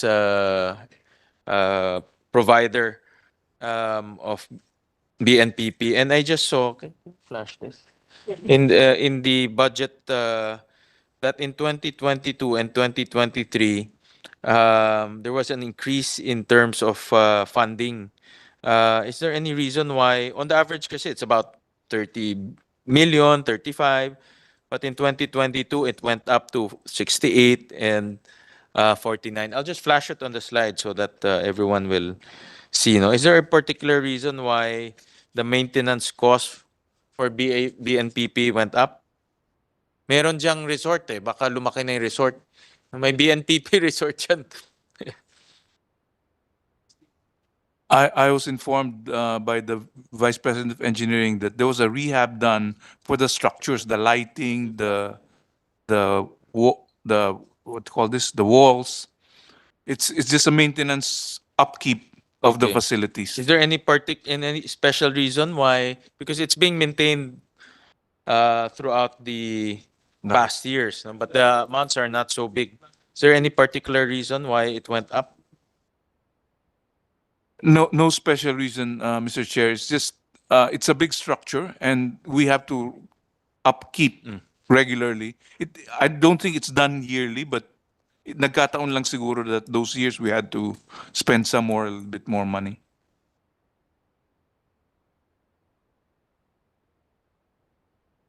All right. Just submit to us a breakdown of the 2022, particularly 68 million, 2023, 49. Just submit to us a breakdown on the in a comparative analysis versus the previous years. Yes, we will do that, Mr. Chair. All right. And then I saw there's a substantial increase in your MOE. In 2023, it's 22.9 billion. Then in 2024, it's 34.9 billion. What's the reason for the substantial increase? I saw in the breakdown that one of the biggest increase is the interest expense from 1.6 million to 900 million, almost a billion pesos in interest expense. So just discuss with us what are the big items that drove the increase. It went up by 52%, no? So We will do that, Mr. Chair. We will show you. We will show that yeah. detail of. Do you have a breakdown that you can show us? Oh, Or you can discuss with us what are for example, the representation. Hindi naman malaki, no? But from 1.4 million to 4.2 million. No? We- So, We will do a comparison from the previous year's budget item and provide an explanation for the variance. And then there's another one, gasoline, oil, and lubricants from 19 million to 46. Halos lahat tumaas siya eh. No? But let me just flag, if you can answer me now, mas maganda. Yung interest expense, how come it's from 1.6 to almost a billion? Tayo ng 5 billion. Yes. I think yung utang yan. We had to start paying interest on the first 5 billion tranche of our loan this year, Okay. Mr. Chair. How much did you contract in terms of loans? The effective one is already 5 billion. We're awaiting for the approval of the 10 billion line. So the 5 billion is now incurring interest expense to a yes, tune of 900 yes. million. Correct? Total, how much? Almost 900. Almost 900. Almost 900. Almost 800. Yeah. And then, malit lang naman to, no? Baka matanong lang ako, how come the representation went up by 1.4 to 4.2? It's not so big, but no. Alam niyo naman, mga ganyan is, Total increase double. Yeah, kasi full year na ang 2024. is there any particular reason? Full year na. Year Representation and entertainment expense? 2023 is just What we're reflecting here is the full year budget for 2024, and what we're reflecting here is just the expense as of today for 2023. Yeah, but this is 2024. yes. No, 2024. Yes, the The entire entire year. year requirement. Yeah. What we're showing for 2023 is as of now. Yeah. How much is the No, for the interest expense? No, for the representation. representation and entertainment. Oo. Sir, gasting 1.4 million na. We don't have the details now, Mr. Chair, but we will provide the Yeah, details. just justify why the Yes, increase. yes. Hindi naman malaki but you know, the representation, entertainment, people will ask. 2020. There's another one, no, here. Substantial increase on travel expenses from 67 million to 125 million. Any particular reason why? Because wala ng pandemic, people can Yeah. There was a traveling time to where? Traveling to where? to our 158 To the plants. plants, yeah. Okay, just submit to us a justification on that. Yes. Like yes, for Mr. example, Chair. saan ba pupunta? Diba? Okay. Yan, sir, ang justify. But at the same time, your communication expenses also went up. No? So I would assume, yeah, I know. It went up from 17 to 32 million. These are just small in Yeah. terms of absolute amounts, but these We'll are give a quite breakdown. the usual tinatanong to eh. No? We'll No. give a breakdown. So in other words, your entire MOE, kasi it went up, no? I flashed on the slide. Almost all the components of MOE went up. Yeah. So just give us a reason why it went up. Of course, the biggest jump is 52%. fuel from 6 billion to 10 billion. Is that because of the fuel prices? No, application ka i-earn mga bata yun. Sir, the basis for 2023 is only 55. The basis now is 65. Our budget shows that for 2023, the base fuel price is 55, and for 2024, we're using almost 65 65 pesos per per liter. liter, yes. Okay. For Okay. 2023, it was only 55, so it's 10 pesos more for Okay. 2024. And therefore, you have to increase the amounts Yes, from 6.9 billion to 10 billion. yes. Okay. All right. Okay. The biggest jump in your budget is MOE. Just submit to us Yes. the justification per component. Alam naman ni Sharon yan, yung mga representation, entertainment, the most, Yung mga malalaki talaga. Traveling, vacation. Breakdown na lang natin. okay. Maybe you can year to year, the month to month. Maybe just put kung ano yung lang binigay sa inyo. Not what you obligated or guys. Tapos ang increase, justify mo line by line. Okay. Na, Justification na lang po. Ito na yan eh. ito yung 20. 23. So, 24. according to Gato, or what you use, Gato. 24 mo. Propose. Malaki nga yung jump na. Yes. So you need to justify. In fact, Justification.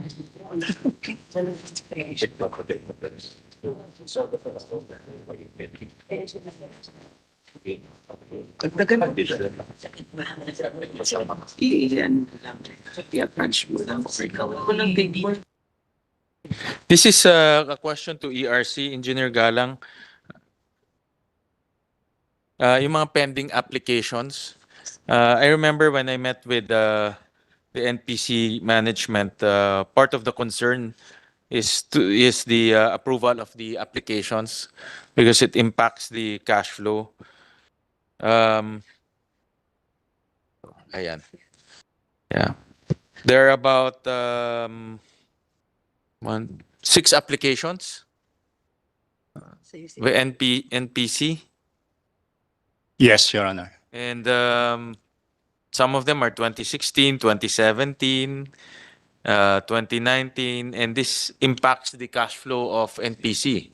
I know that this also might increase rates, no? But any status on this application, some of them are tagal na, no?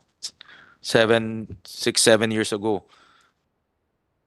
Yes, Your Honor. The pending with us now is for calendar year 2015 to calendar year 2021 true up. So the oldest is year 2017 with a total rate increase of 24.4 centavos per kilowatt hour, Your Honor. So yun lang po nagpatagal ng resolution, but the commission's committed, Your Honor, to mag-approve ng every quarter. So, tama ba? You have 6 pending applications. 4, 5, 6, 7, Your Honor. 7 pending applications. Yes, and the Your Honor. combined request is how much? 24. 24.47 centavos per kilowatt hour. Okay. And the equivalent cash flow collection for that. The equivalent that is 22.78 billion, Your Honor. 22.78 billion. Okay. All right. I know you're managing the rates, but my point here is, again, it's a catch-22. If you don't approve the rates, they will go borrow, and they will have to incur 1 billion pesos worth of financing cost. No? So, dati 1 million lang, umakyat to 1 billion already, because they have to borrow. So, I suggest we just have to balance it. Of course, the additional cash flow will enable them to not borrow and not request for financing. So it will lower down, of course, the budgetary requirements. Malaki kasi yung tinaas nila on financing. Almost 1 billion plus, no? Yes, Your Honor. Yeah, We're just bakit- managing the increase kung kaya sana ng sagutin ng government.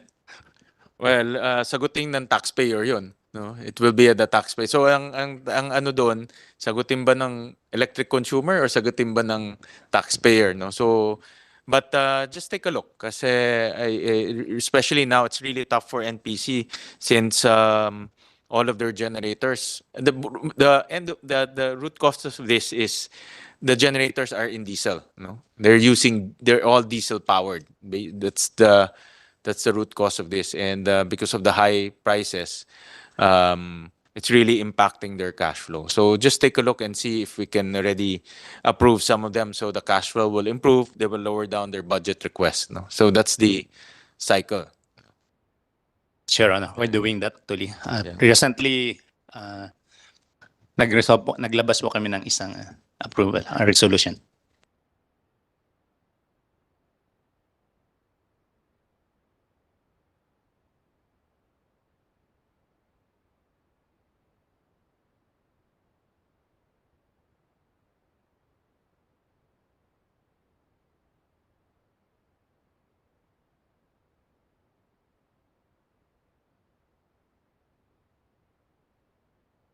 Yeah, I was just flagged, no, in our notes.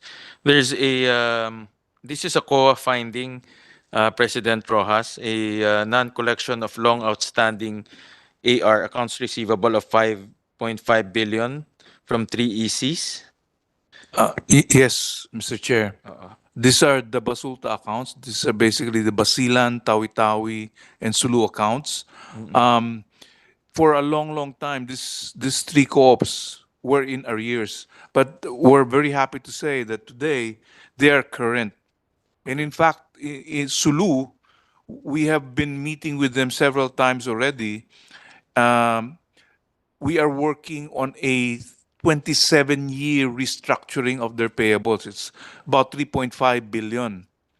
But since they are current now, they will be able to pay. I mean, albeit it's quite long, but at least they're not asking for condonation, but they're actually willing to repay what they can given their cash flow. Yeah, that's the point I was trying to make earlier, that if you condone, there's so many, there's NPC, there's PSAM, there's NEA, there's a lot of different components that even maybe the banks, baka may utang sila sa banks that tatamaan rin yun, no? So, but I'm happy to hear that even though it's a long condonation or long restructuring, it's still a restructuring. And then they're trying their best to improve efficiency in collection. At the end of the day, it's a collection issue. You just have to collect, so that you can pay. So one of the key things that we've learned, Mr. Chair, is they also need to upgrade their physical facility to reduce the physical losses. Correct, correct. And part of it is to reduce technical applications na. No.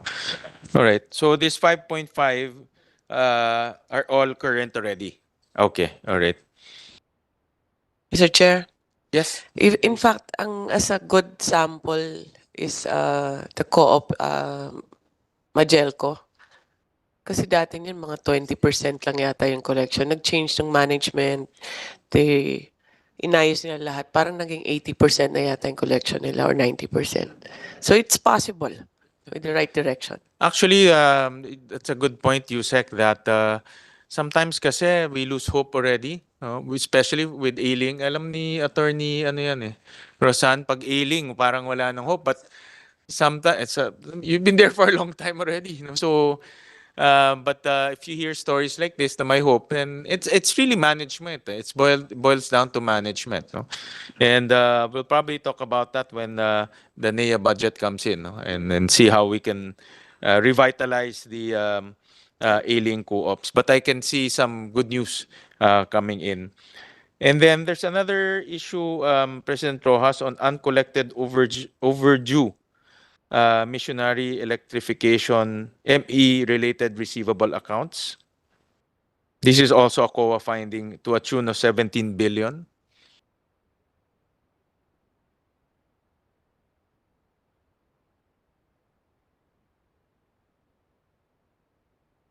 Any updates on this? 17 billion. We don't have the details now, Mr. Chair, but we can include this in the detailed submissions that we will provide Yeah. to committee. Yeah, that's in the COA report, no? It's just masyado siyang malaki. So just submit to us Yeah. a update on that account. Yes, and a breakdown of the 17 billion. All right. So, yeah. With that, I have no more questions to NPC. So thank you very much, President Rojas. Thank you also, Mr. Chair. We'll move on to PNOC. We'll start off with the mother company, and then we'll move on to EC and then to RC. Good afternoon, Mr. Chair.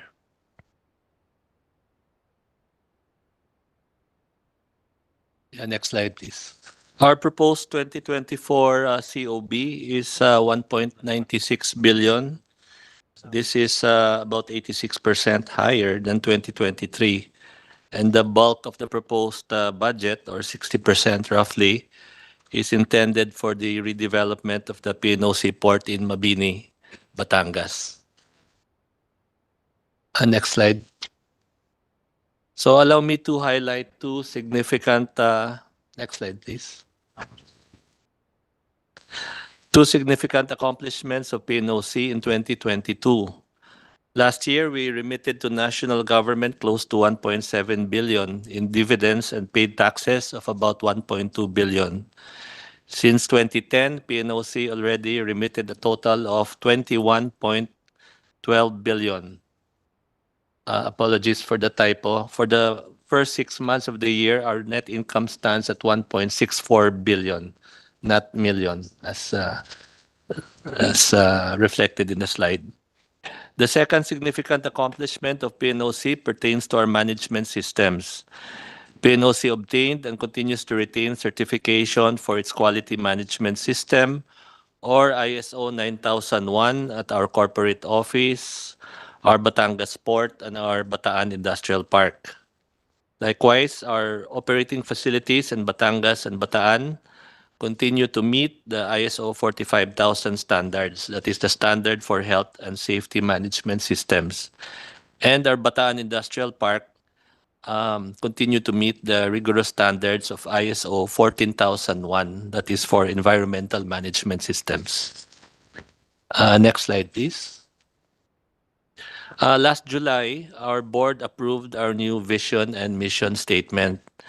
And our vision is by 2028, PNOC will be recognized as a strategic niche player in the Philippine energy industry. So we will choose just certain segments of the wide energy landscape to engage in. And our mission now is to complement. So we'd like to highlight the verb, the operational verb, the complement the efforts of the private sector in developing energy sources, number one, and in broadening the adoption of renewable energy technologies. So how do we intend to complement the private sector? We see this in three ways. First, by investing in common service facilities that the industry would benefit from. An example of this is the integration port in Batangas that we will convert from a general commercial port to a dedicated offshore wind integration port. And also in the Bataan Industrial Park, we will convert or reserve or prioritize LNG-related industries there. And second, we will complement the private sector by being the first mover in relatively new ventures that could accelerate the broader adoption of this technology. So an example of this would be like the EV fast chargers. So we believe with DOE that if PNOC maybe can deploy strategically certain fast chargers, maybe the EV, the consumers or car buyers would be more confident to use EV for long trips in Luzon or around the country. And third, we complement by positioning ourselves to be the local partner of reputable energy companies based abroad, intending to invest in greenfield projects, and maybe they don't have a local partner yet, and PNOC can position to be that. Next slide, please. So we intend to pursue in 2024 6 high-impact initiatives. The first 2 pertain to our existing properties, and the next 4 are new projects that we intend to embark on. So first, the Batangas Offshore Wind Power Integration Port. Next slide, please. Yeah. So this is a 19-hectare PNOC port located in Mabini, Batangas. And it is a commercial port now. I think last year we had like 90 ships berthing there. And we intend that by 2016, which is about the time that we hope the first offshore wind platforms will be launched in the Mindoro area, to be ready. And that needs for us to redevelop this area or this particular port. The second project is the Bataan LNG terminal. So we all know the Malampaya gas output is declining, and our country will have to rely on imported LNG to fuel existing and future gas-fired generating plants. So today there are two LNG terminals, and both of these are located in Batangas. So our Bataan Industrial Park would be hopefully the third terminal, and we are looking for an investor to develop this and have it accessible to even small players. And then we also intend to participate in the hybridization of NPCs off-grid areas. Of course, we will not compete with the private sector, and probably those areas that the private sector will not take up, PNOC will try to assist in also providing solar facilities in these islands. And then the fourth initiative is relate the demand of government institutions and aggregate this and then install the solar plants with the private sector actually. So the value proposition is of course going to be attractive. It will lower the cost for the government agencies who will cooperate with us or will avail of this facility. And we will be the one to front the cost for installation to be recovered over a contract period, say 15 years. And then the fifth initiative would be, like we mentioned earlier, electric vehicle charging stations. Of course, we don't intend to be competing again with the private sector, but we just want to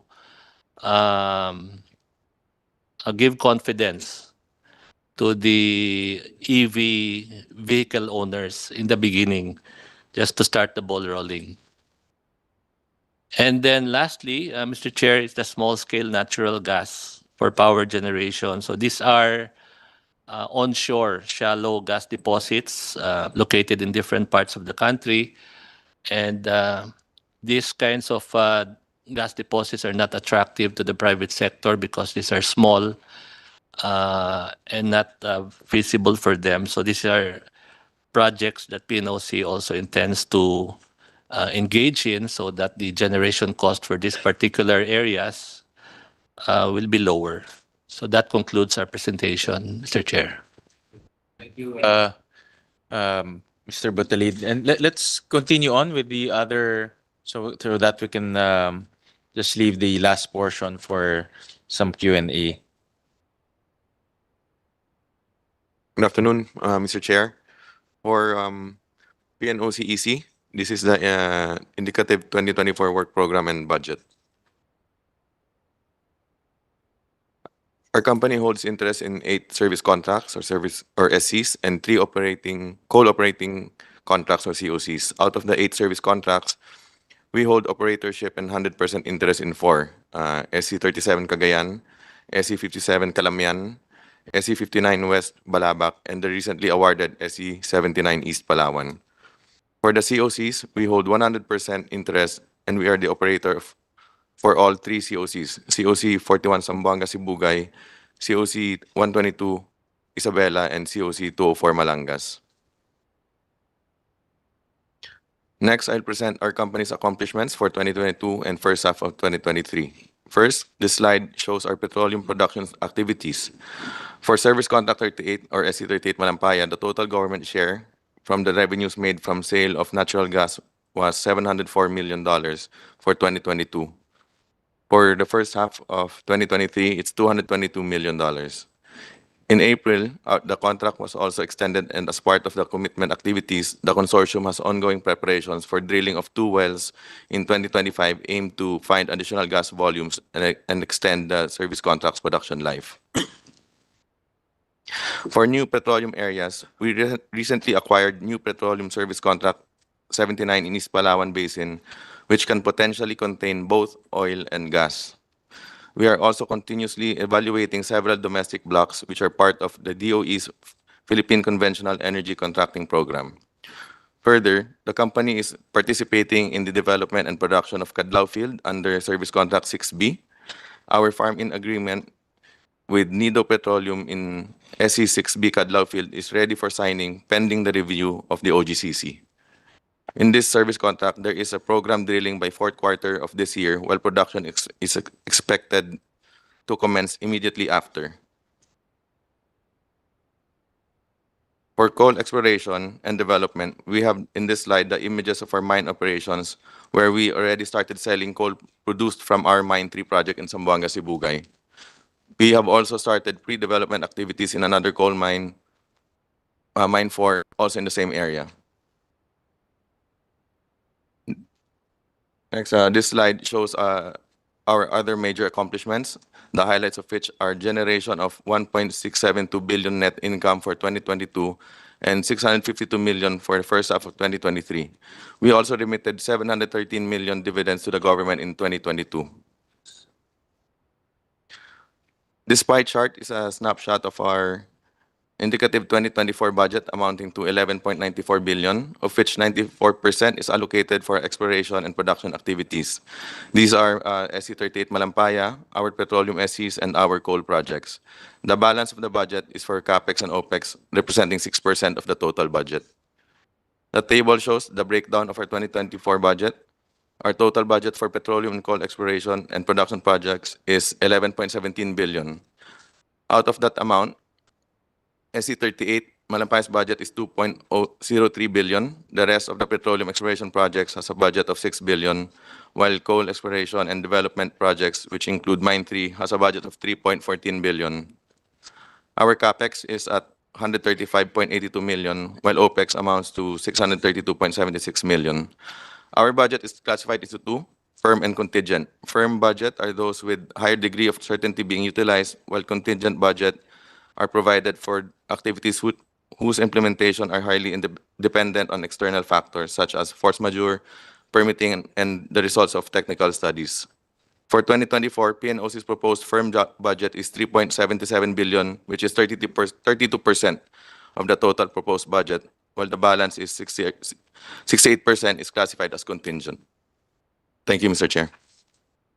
Thank you. And let's continue with RC, and then so that we can do away with all the presentations. Thank you, Mr. Chair. Mr. Chair, let me start by our corporate budget and plans and programs.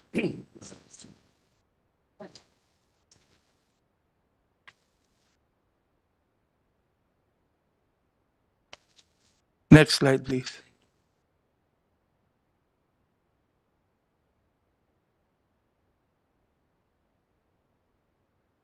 Next slide, please. Okay, this slide. As you can see, Mr. Chair, number 1 is our reorganization. Number 2 is our operation and maintenance of RE and EE projects.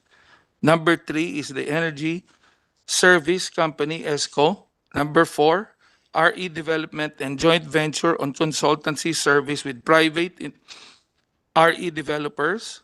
Number 5, disposal of interest on RE power plants as catalyst for RE development. And number 6, conversion of idle assets through disposal and investment property.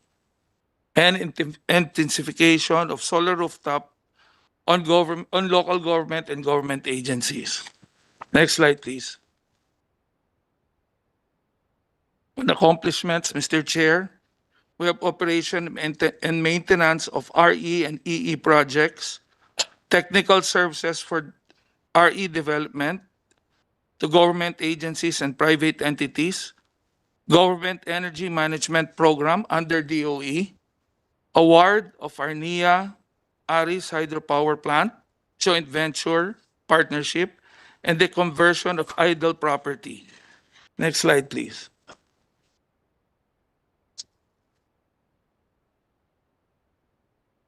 As you can see, Mr. Chair, on the COA, we have an unmodified opinion. Next slide, please. And the results of that, Mr. Chair, on the first one, you can see that we have fully implemented. On the second one, we are partially implemented. And the number 3 is ongoing. Number 4, oh, sorry, next slide.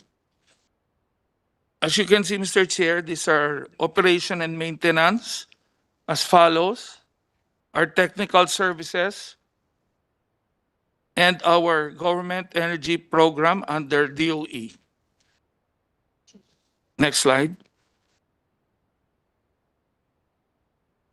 Yes, Mr. Chair, as our wish list, we would appreciate and we are very happy that Senate Bill 1875 was passed, was filed no less than by Senator Rafi Tulfo, an act creating the Philippine Renewable Energy Corporation, defining its powers, functions, and appropriations funds thereof.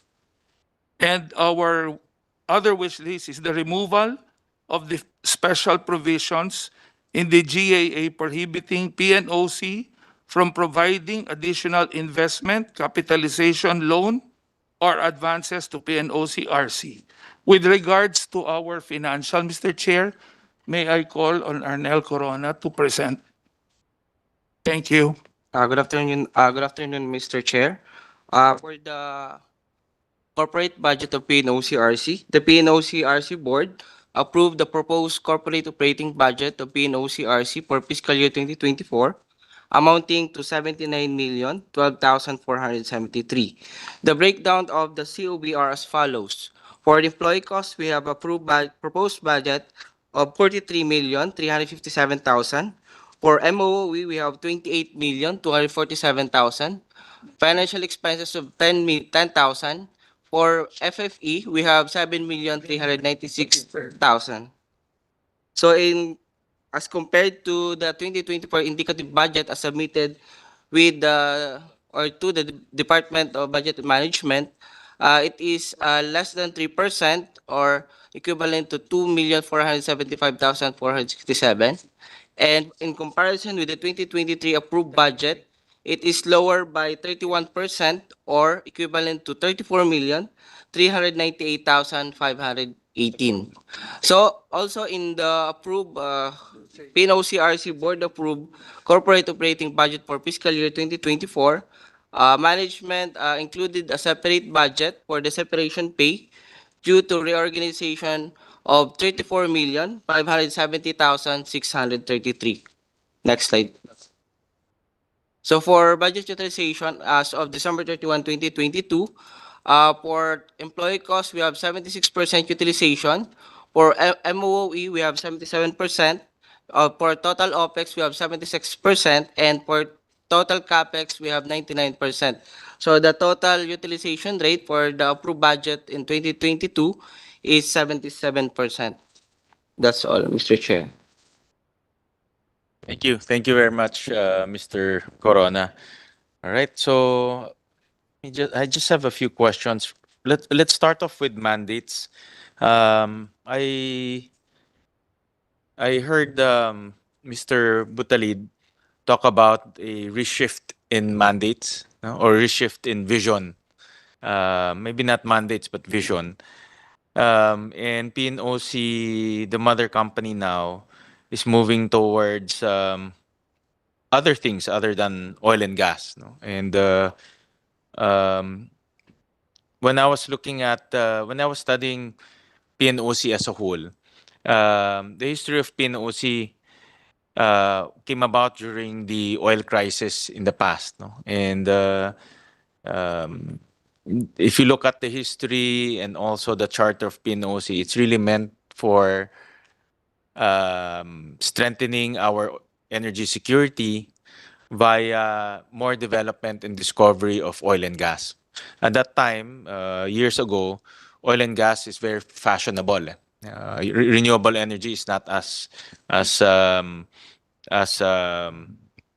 popular yet, no, because of technology reasons. But at that time, PNOC was really created to discover more oil and gas.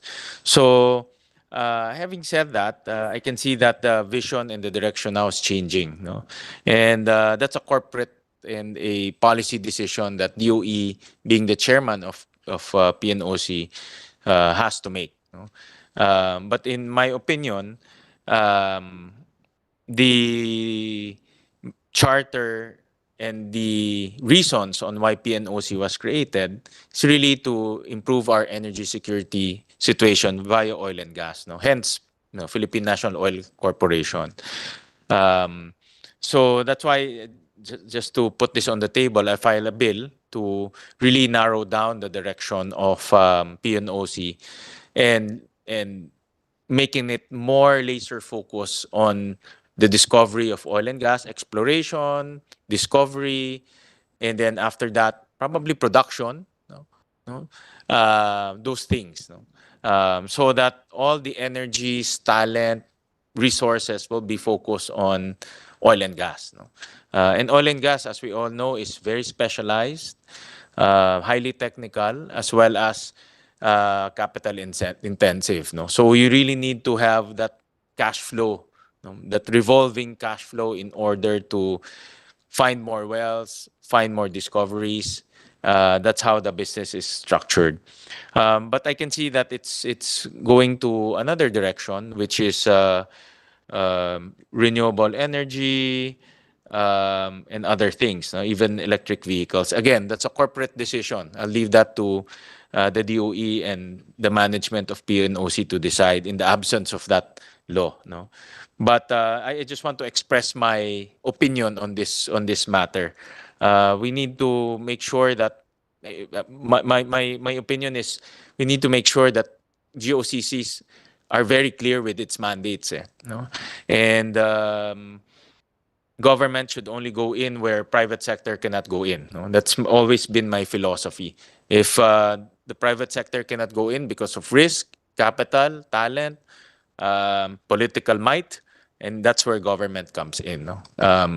So that's always been my philosophy. Having said that, I respect the new direction. But I just want to understand now, because I'm also comparing this to the PNOCRC mandates.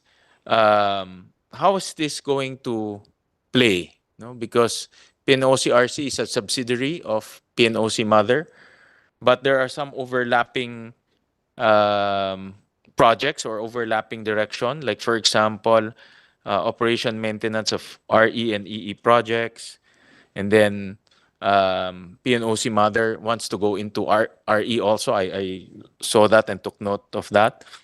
And of course, by the mere name of PNOCRE, it's a renewable energy company. No? So how is it going to, how are you dividing, those activities? And how are you going to address overlaps, in terms of mandates? I would assume that you guys talked about this, no? No, because the RC is a subsidiary. So how are you dividing the labor or the direction? Thank you, Mr. Chair. Well, first of all, I agree that your philosophy of making sure that GOCCs don't compete directly with the private sector, that's precisely our guiding principle. And I also agree that if we look at the other comparable state-owned enterprises of the ASEAN countries, their national oil company, Petronas, Petramina, PTT, they really built their company because of that oil and gas mandate. In the case of PNOC, well, we believe that we would like to focus on areas now that will be able to deploy as much additional capacity in the short term or medium term. So of course, investing in oil and gas is quite long term, and we want to ensure that we can contribute to the objective of DOE that there is enough installed capacity to support the growth trajectory of the country. So for instance, what we are doing is we are putting or willing to put our resources to support the offshore wind, because we believe that is the fastest to deploy and the potentially largest in terms of capacity in megawatts that can be realized maybe before the end of the term of this administration. So the offshore wind, for instance, I understand there are three wind corridors: the Ilocos, the southern area, the Mindoro, Batangas wind corridor, and the Panay. So we will support the southern Luzon because we have a very strategically positioned port there, the Mabini port. So that is a very big contribution because we met with the OSW, the offshore wind players, twice already. And they said even if they have so many supply contracts, I understand there are already 60 or 70 supply contracts for offshore wind. They all say that none of this can be realized without a port that will service their needs because of the nature of they have to have like this kind of integration or fabrication close to the site where this offshore wind turbines will be located. So that is the reason why we are into offshore wind, the common service facility. The same with the LNG. So there is already two LNG terminals in the country, but these are all well, these are privately owned. No, these are first gen and leased by San Miguel. And from an energy security point of view, they're all in Batangas. So whatever logistical disruption in that area, we will have a problem accessing LNG. So Bataan will also support that. And whoever we will get to develop the LNG terminal in Bataan, we will ensure that this has to be like accessible to even the smaller LNG users, even from the other islands like Visayas and Mindanao, because they cannot put up their own LNG terminal because it needs scale. So that is the idea. It's sort of like a common service facility also for smaller LNG users.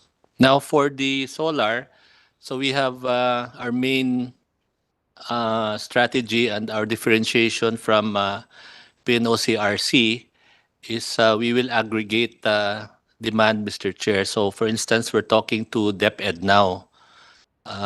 We've already identified maybe Malolos, DepEd, and San Jose del Monte, and other areas in Bulacan. And so the idea is to aggregate the demand and then install rooftop PV systems in the DepEd structures, those that are good enough for these PV systems to be installed in the newer buildings.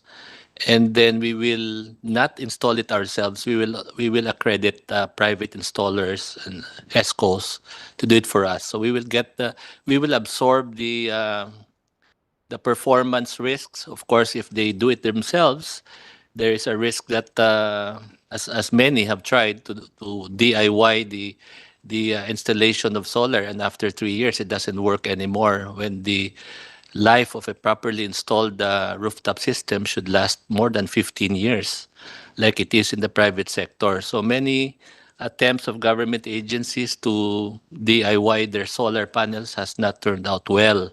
2-3 years, and then it doesn't yield as much as expected. So we will get the technical services of UP Triple EI to help us, and then the systems, the management systems, and then the payment. Of course, the private sector, they hesitate to deal with the government agencies because of perceived collection risk. So we will absorb that risk. And then once we can prove that this contract is working, then we will either sell it or exit from that contract and get recover our investment and go to another. So that is the difference. It is like a aggregated. In the case of RC, I think I've discussed it. They normally respond to requests from LGUs to service the rooftop installation needs, which is not what we envision for in our case. We would like to deal with government agencies, military installations, SUCs, and then the RC can do the LGUs. Mr. Chair, that's sort of the differentiation we agreed on. So in other words, PNOC will do the aggregation, and then RC will do the um, retail, so to speak. Is that how it works? Yes, you can, Because I know yes. RC has also plans on here intensification of solar rooftops program with government agencies. So Yes, the same business model, but a different market, Mr. Chair, because we will go for like, like national government agencies of a particular contiguous area. And in their case, I think RC, they've had a lot of experience in dealing with LGUs, and that's a different dynamic in contracting with LGUs. So they will sort of specialize on that market, the LGUs, while we will do the national government agencies, which is also going to support the DOE. They have a interagency sort of target for government agencies to consume more from renewable energy sources. So we will assist them. So the value we bring in is, of course, these agencies will not need to allocate capex. We will be the one to install it and recover it over a period of time. But the payback period for a system like this is 6 to 7 years. So once we demonstrate that the contract is well, it's managed well. The contract is managed well. We don't have to wait for 7 years, Mr. Chair. We can actually already probably sell the contract to the private sector. all of these projects, itong 6 projects, can we flash this on the slide, yung projects, flagship initiatives? This will be undertaken by PNOC, meaning we will build a LNG terminal, we will build electric charging stations. Is that what is being envisioned? We will not build the LNG terminal, Mr. Chair. We have Okay. a property. We have a 500-hectare industrial park in Bataan. We will prioritize the remaining area that is suitable for a terminal for LNG. So you will We will not build it ourselves. okay, so you will allow the private sector to use the Yes, property yes, yes, um, yes, to build the LNG terminal. yes. And then the offshore wind, is it the same? Is it going to be built by Well, PNOC? How is it? Yes, the idea at first is for us to actually redevelop it, but as we realize now, dealing with the offshore wind players, they have many technical specifications, and we are considering, and we in fact had a meeting already with the PPP Center, because this is not an ordinary kind of a port. This is rather specialized. So perhaps we are considering that, Mr. Chair, for this also to be co-developed with the private sector. Because the offshore wind technology is by itself is a very specialized technology. Yes, yes. I don't think anyone in the Philippines can build that for Yes, now, no, because of the complexity. In fact, a lot of the offshore wind technology abroad, even though it's privately initiated, but there's a high level of subsidy in one way or the other, no, Yes. because of its complexity. Yes, but we will not be the ones involved in the actual fabrication of these structures. We will just design the port in such a way that it will be easy for them to unload these 130-meter blades and to erect it and the kind of load-bearing capacities that is required for this very sensitive. How about the other technology like hybridization of off-grid areas? We talked about this That earlier. is in support of NPC, Mr. Chair. Again, whatever, of course, they will try to attract the private sector into many of these off-grid areas, and probably not all will be taken up by the private sector. So we will take a look at how we can fill in. And also the building of charging station, PNOC will put up the charging station. Are you looking to do Maybe that? also, well, we're still studying it, but again, we don't intend to be engaged in this in the long term. We just want to sort of break the wait and see um, attitude of EV users now. They're not. We were told by DOE there are less than 1,000 EV vehicles in the country, and so maybe the reason is many don't have the confidence that there is infrastructure of chargers, let's say going to Baguio, going to the south. And so we just put a few of this, Mr. Chair, not really as a main business. Right. Well, that goes to my point. Now, a lot of these technologies are very specialized, and like for example, on offshore wind, I've talked to some proponents, and the technology and the know-how. In fact, one of the companies that I talked to just specializes in one technology, offshore wind, no? Because they told me that that alone is already, it's the knowledge base there is much, it's very specialized. No? Yes. So that brings in to my point that we need to really be razor sharp in what we want to do. No? Of course, all of these things is pointing towards energy security, but achieving that energy security is much more complex because you need talent, you need resources, you need a lot of you need a lot of know-how in order to put up all of these things, and definitely these are very complex projects if you want to succeed in it. No? Mr. Chair. Yeah. For example, yung sa offshore wind port, no, it so happens kasi that PNOC owns the property and they could probably generate the funds to develop, but it is true. They cannot, currently there are no experts in the country on this technology. What we do envision in DOE kasi kina-cluster na namin yung mga areas, 1 or 2 ports up in the north, Mindoro area going to Batangas, and then there's the Iloilo area. So, nagkataon na meron silang port dun. I don't think the PNOC will operate and develop the port itself because it's really complicated. It's not even just for the production or for the construction. It's also for the maintenance. Eventually, it will take. Pero ang nag-coincide lang, Mr. Chair, because PNOC has the property and also the funds. But maybe, yes, you're correct, though, that there has to be a certain direction. And for now, under the DOE family, PNOC actually has enough to fund some of the activities also. Kaya parang financing scheme na rin, Mr. Chair. Yeah, with all due respect, Mr. Butalid, I feel like it's going into many things.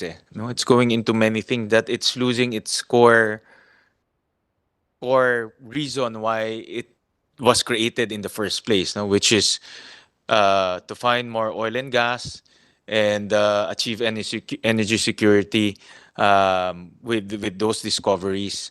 And if you ask me personally, I'm still bullish with oil and gas, despite all of this talk about renewable energy with transition. There's still going to be space for oil and gas in the next probably maybe 10 or 20 years. No, it's not going to be that easy because batteries are still expensive, and you cannot go long distance. Short time also. So you still need to have some form of replacement. No, so that's why. That's why, if you ask me,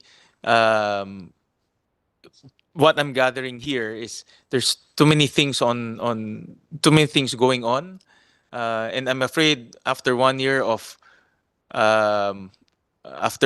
when I start hearing your budget again, nothing's going to be achieved. No? We're on the same plane and on the same table again, talking about all these things. So my point is, I respect your corporate decision. DOE sits as the chairman, so I respect that. But then again, I will be looking at what have you achieved after 1 year. No? that's the most important because I'm accountable to our constituents on the monies that are being spent on all of these projects. And I want PNOC to be successful. No? At the end, if PNOC is successful in one thing, whether oil and gas or the other things, then of course that's a contribution to our country. No? So just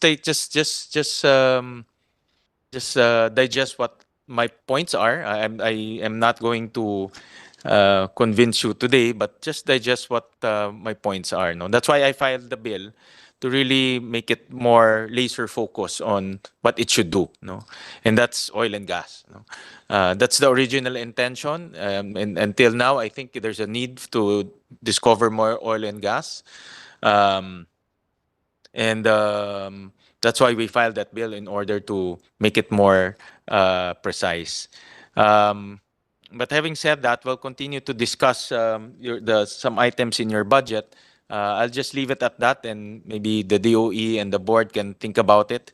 I might be wrong. I don't claim to be an expert, but it's just when I am looking and I'm going to defend the budget, and 1 year after, they'll probably ask me what has PNOC achieved after 1 year. I should be able to tell myself that they've achieved this, they have achieved that. The budget that they've allocated have produced this, and that should be concrete, no, not only just out of philosophy and just out of the PowerPoint presentations, no. So I'm going to defend your budget, so I have to convince myself that this is also the right direction, no. So that's my point. Do you want to respond to that, Mr. Butelid? Yes, thank you, before I Mr. go? Chair. Well, like I mentioned, the first two, which are the LNG and the Mabini Port, these are existing facilities already that we are repositioning or repurposing. So in a sense, while these are infrastructure, it's a low-hanging fruit because the offshore wind developers, they want to use a dedicated port, and I don't think there are any private port operators who will give up their business of their commercial port operations and repurpose it for an industry that is yet to begin. So it's strategic, and it's not. Well, it's already an existing facility that is very well located. So that's the reason for the offshore. For the LNG, we're very bullish that we can attract the right partner because we're already talking to many LNG proponents. Even if I'm only on my 12th week as PNOC president, I have already met many proponents. And so it's just a matter of determining which ones will really be most suitable. And I told many of the proponents that if they want to put up an LNG terminal, it has to be with the understanding that it's like open access. Even small consumers can draw from that. For the solar, Mr. Chair, the idea really is that the private sector now, commercial, industrial establishments, they're benefiting already from ESCOs, and the energy service companies now are gaining a lot of market because of the value proposition that they don't, the off-taker, the customer, the factory user will not put up any capex, and their electricity bills will go lower because of the kilowatt hours generated from the rooftop system. So no capex, lower electricity bills is the value proposition. And this is already being realized in the private sector. But the government institutions, who are very big electricity users also, are not getting the same interest from these ESCOs because of the, like I said, the perceived collection risks. So it is an entity like PNOC who can actually open these markets for the private sector. We will get the contracts, and then we will farm out the actual installation to the private sector. And then when these contracts are seen to be performing well, we will sell these contracts anyway to the private sector also. So these are like maybe low-hanging fruits also. We can think, well, I'm pretty confident if we see each other next year this time, we will have something to show, Mr. Chair. All right, like I said, no, it's a corporate decision, and all of these corporate decisions go through the board. Again, I trust that the board has a much more. I trust the board that the board is much more knowledgeable on this type of industries and where the entire energy sector is going. So I'll leave it at that. And then what's important now is for me to assure that the monies being allocated and appropriated will be well spent, and we can justify that the amounts will yield to benefits to the Filipino people. That's my end goal. Yes, Mr. Chair. Unfortunately, I'm not the representative of DOE and the PNOC board. So we'll refer to the department and we'll get back to you kung what is actually the direction as headed by DOE is for PNOC, Mr. Chair. Thank you. Thank you. Thank you. So I'll go to the budget proper. And based on the budget, capital outlay has the biggest allocation, about 60%, 1.1 billion. And I understand that this will go to the energy supply base. No? Yes, that is what the port is called, Yes. the Mabini port. And I'm quite familiar with the energy supply base because we've been talking about this for the past few years already. And so the 1.1 billion is supposed to build more infrastructure. Can you, Mr. Butali, describe to us what are the infrastructures that will be built in the energy supply base? And the energy supply base, will it still continue as mandated and as planned, considering that there are also other plans that are being talked about? For example, the Bataan LNG terminal, the offshore wind integration port. Will the energy supply base still continue as planned? I understand the original idea was to use this port as a support facility for exploration companies. And as it turned out over the years, most of the cargo offloaded in this port is actually not energy related anymore. These are commodities, no, from commercial commodities. And so the original intent actually of this being a dedicated port to facilitate importations of energy related entities has been somewhat diluted, that the original intent.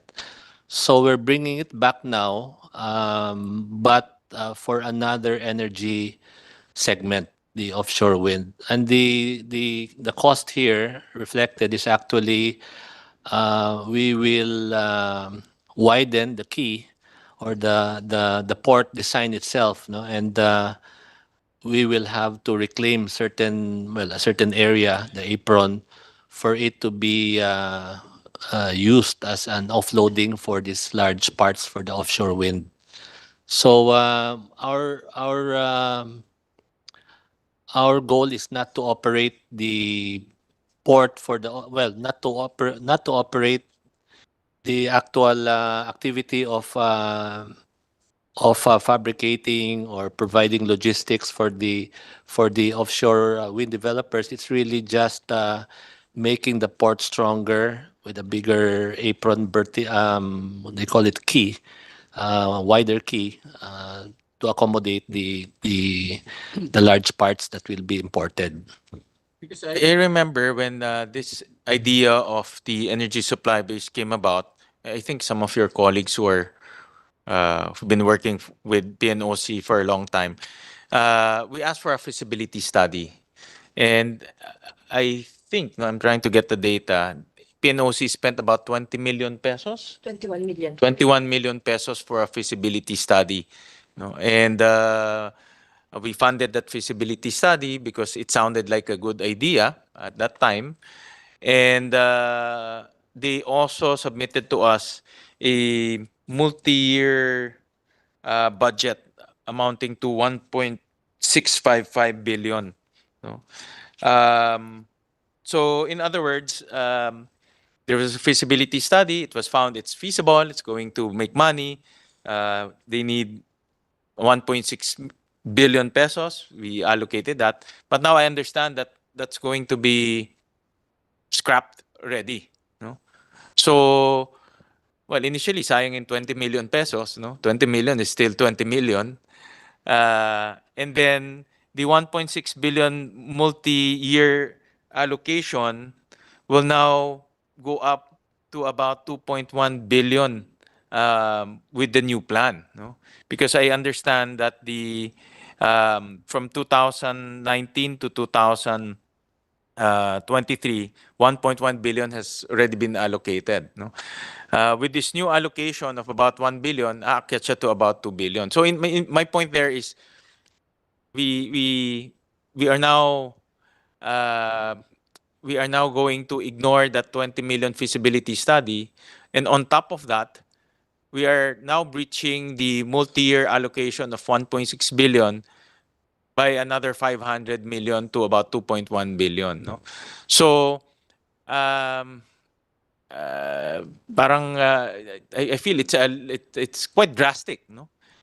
Because for many years, the old PNOC management has been coming here justifying the ESB, no? And they've been lobbying to, in fact, kinat na namin yan pero nadagdagan yan, no? Because of compromises. But my point there is, after all of those years of discussing it here, it will be scrapped. No? Is there any, like I did before, is there any feasibility study on the new direction? This is going to be an offshore wind port, I would assume. Yes. No? Because before they demonstrated to us the income, the investment, the ROI, the return on the payback period. And now that's going to be gone. No? So we're now talking about a whole new different project. No? So I think we have to go to the basics. Meron bang, first of all, is there a feasibility study? No? And then second, are we going to spend another 20 million for a feasibility study? No? Yes. So that's basic questions first. No? Yes, thank you, Mr. Chair. In 2019, that was the idea because it was being used as a commercial port. And when I say commercial port, not necessarily a port dedicated for energy related importations. It was just an ordinary commodities. And they wanted to maximize that by strengthening the wharf and expanding it so that 60-meter ships limitation can be the capacity to unload more cargo. But at that time, of course, it was impossible to foresee that there would be such a fast-growing industry like the offshore wind at that time in 2019. So the study, the board, last month, we listened to the designers, the ones who did the study and the proposed design, and we conducted a very well attended consultation with all the players, most of the players of offshore wind, and clearly the current design or the design presented as envisioned in 2019 cannot be responsive to the needs of this sector. So it was the decision of the board because of the strategic positioning of our port vis-a-vis the Mindoro wind corridor that we will be the one to service the needs of the industry. So this is a totally different concept from an ordinary cargo commercial port. This is going to be a dedicated integration port for offshore wind. So I think it's really responding to the need rather than perceived to be changing directions, because like I mentioned in 2019 there was no well, this industry was not that well known yet. What will happen to, there's a 1.1 billion allocation right now for the energy supply base. What will happen to that? What are we building? If we're gonna scrap the energy supply base and now go into a offshore wind integration port, what are we building? Yes, it's still going to be widening the berthing capacity and strengthening the load-bearing capacity of the existing wharf. But it will cost likely more than the original cost proposed for a commercial port. So that is why we are exploring going into joint venture with a port developer. So we're discussing now with the PPP Center because it will certainly cost more than what was the budget intended originally in 2019. So we are exploring that path, Mr. Chair. Do we have a feasibility study or at least I understand also that there was also during the old concept, no, the energy supply base, a detailed engineering was supposed to be undertaken already. Yes. So in other words, it was just that fast, no, that they're going into that level. Is there any feasibility study, any maybe concept paper or concept study on this new direction? We are tapping the UP National Engineering Center to help us, Mr. Chair, because the decision really to not award the original, the contract for the commercial port expansion and shift to an offshore integration port was only last month. So we are now discussing with the UP National Engineering Center, and they have the know-how to guide us on how to plan and to budget for this. But we will live with this existing budget, Mr. Chair. Even if we know it will cost more, probably by getting the private sector joint venture partner involved in this at some stage. What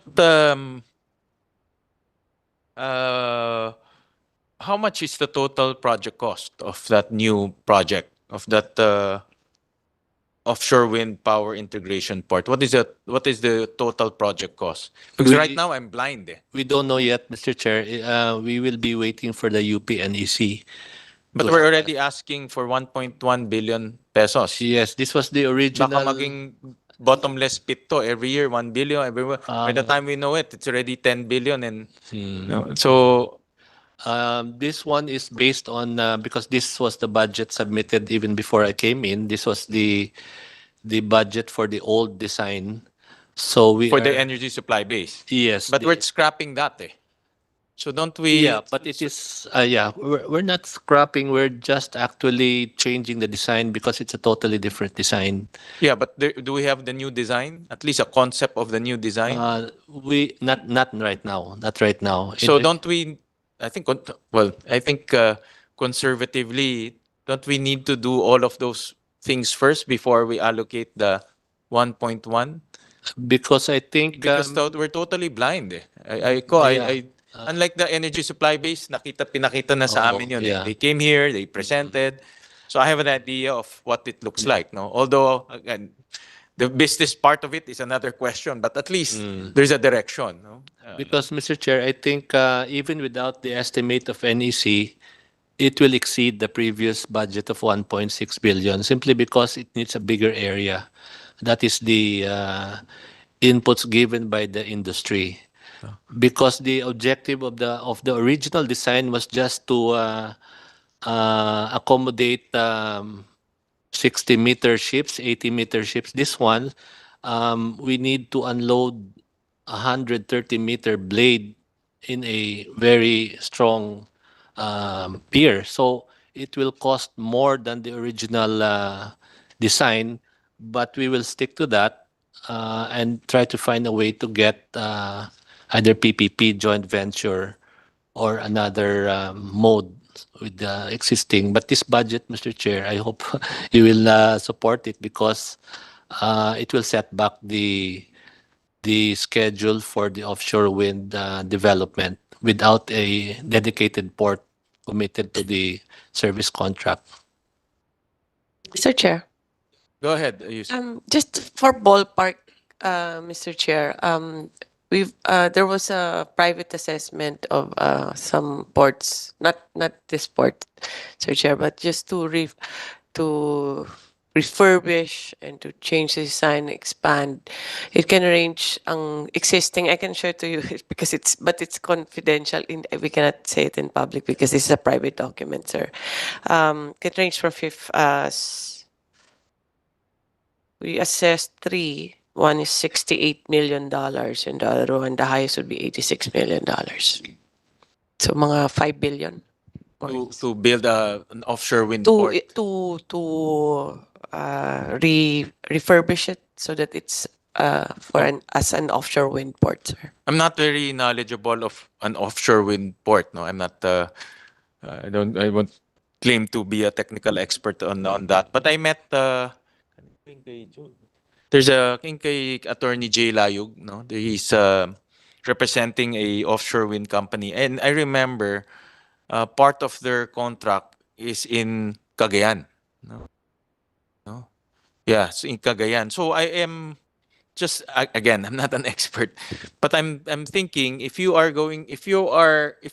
facility is in Cagayan, don't you want to ship all your blades all the way to Cagayan rather than to Batangas and then to Cagayan? Mr. Chair, that's the idea that you need to cluster it and schedule their construction. Para isang port or dalawang ports lang, depending on the need. There are ports for the construction, for the storage. May iba pang countries, they have ports for the maintenance. So it will vary.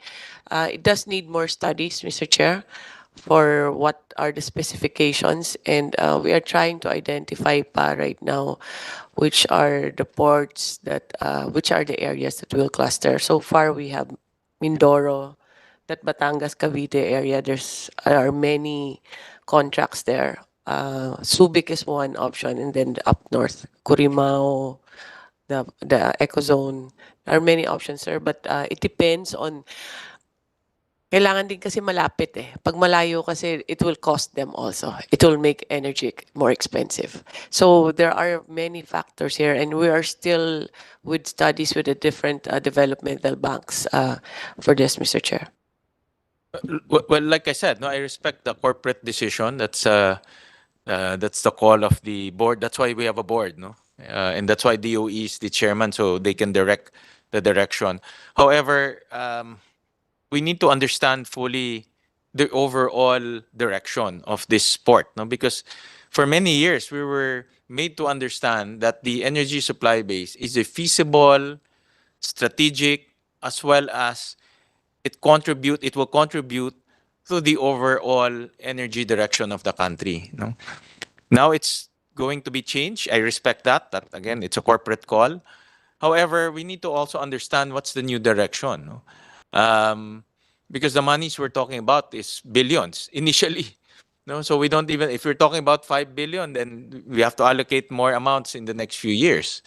And at the same time, again, my common sense is telling me this should run in parallel with the offshore wind development, no, of the country. We still have issues with transmissions. We still have issues with probably subsidies. I know these guys will ask for subsidies. So all of these things. So it has to go in tandem.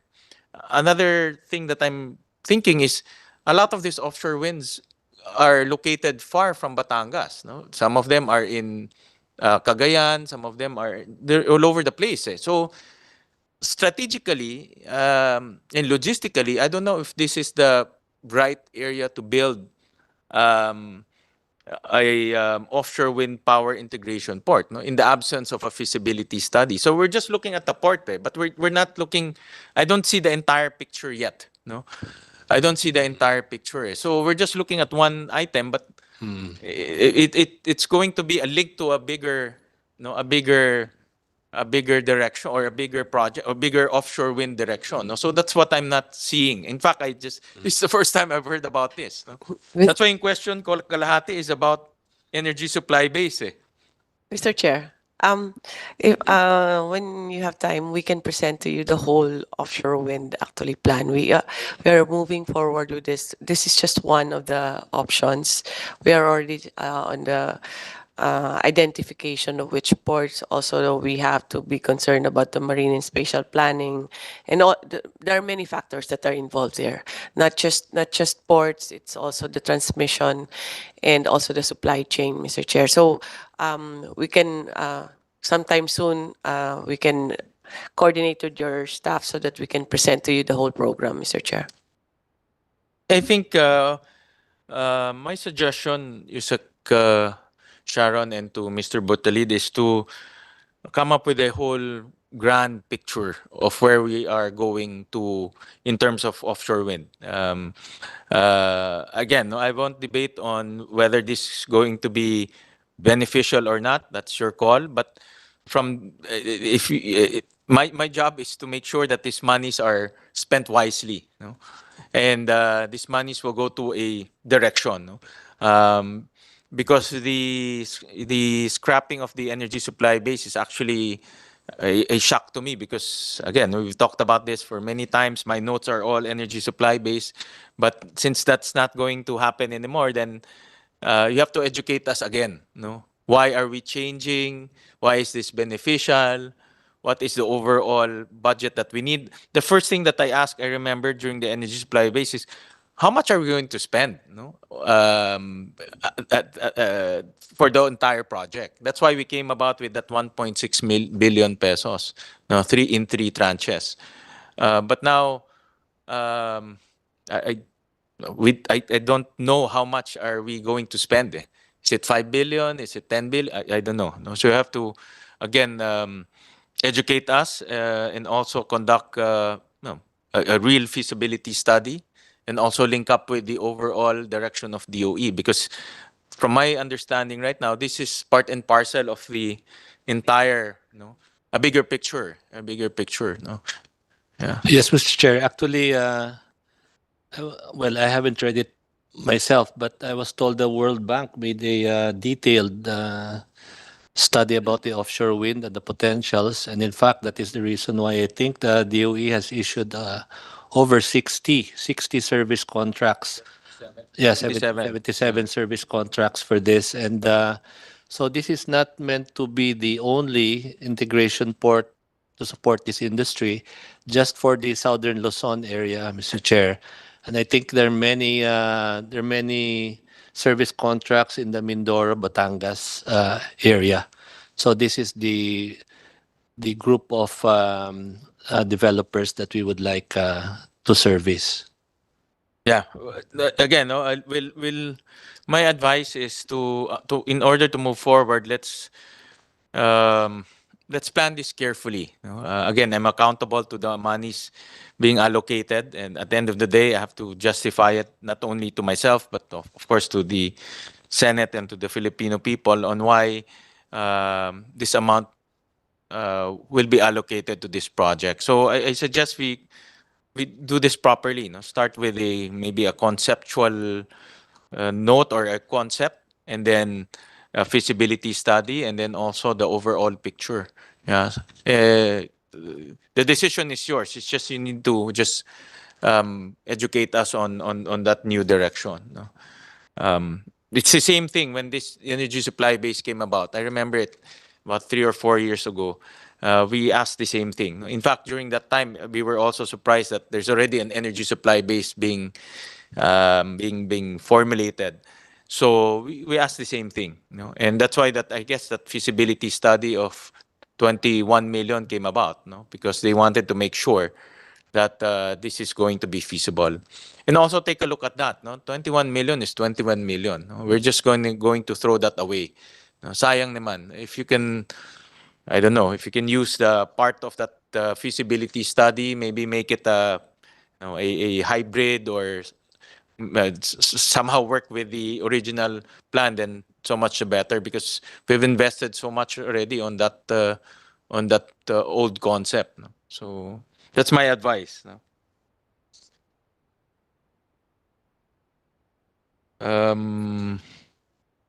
And then we'll probably request PNOC for a briefing on that new I think you call it offshore wind power integration port. Is that the right term? Offshore wind integration port. Offshore wind integration port. Okay. We'll probably have a separate session on that, no? So that we'll understand fully on the direction.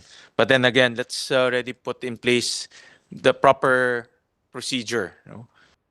Feasibility study and all that, no? Because this is I understand this is much more complex because of the size of this new direction. All right. Half my question is about the energy supply base, eh. Pero since wala na yun, I think we'll cut a lot of time.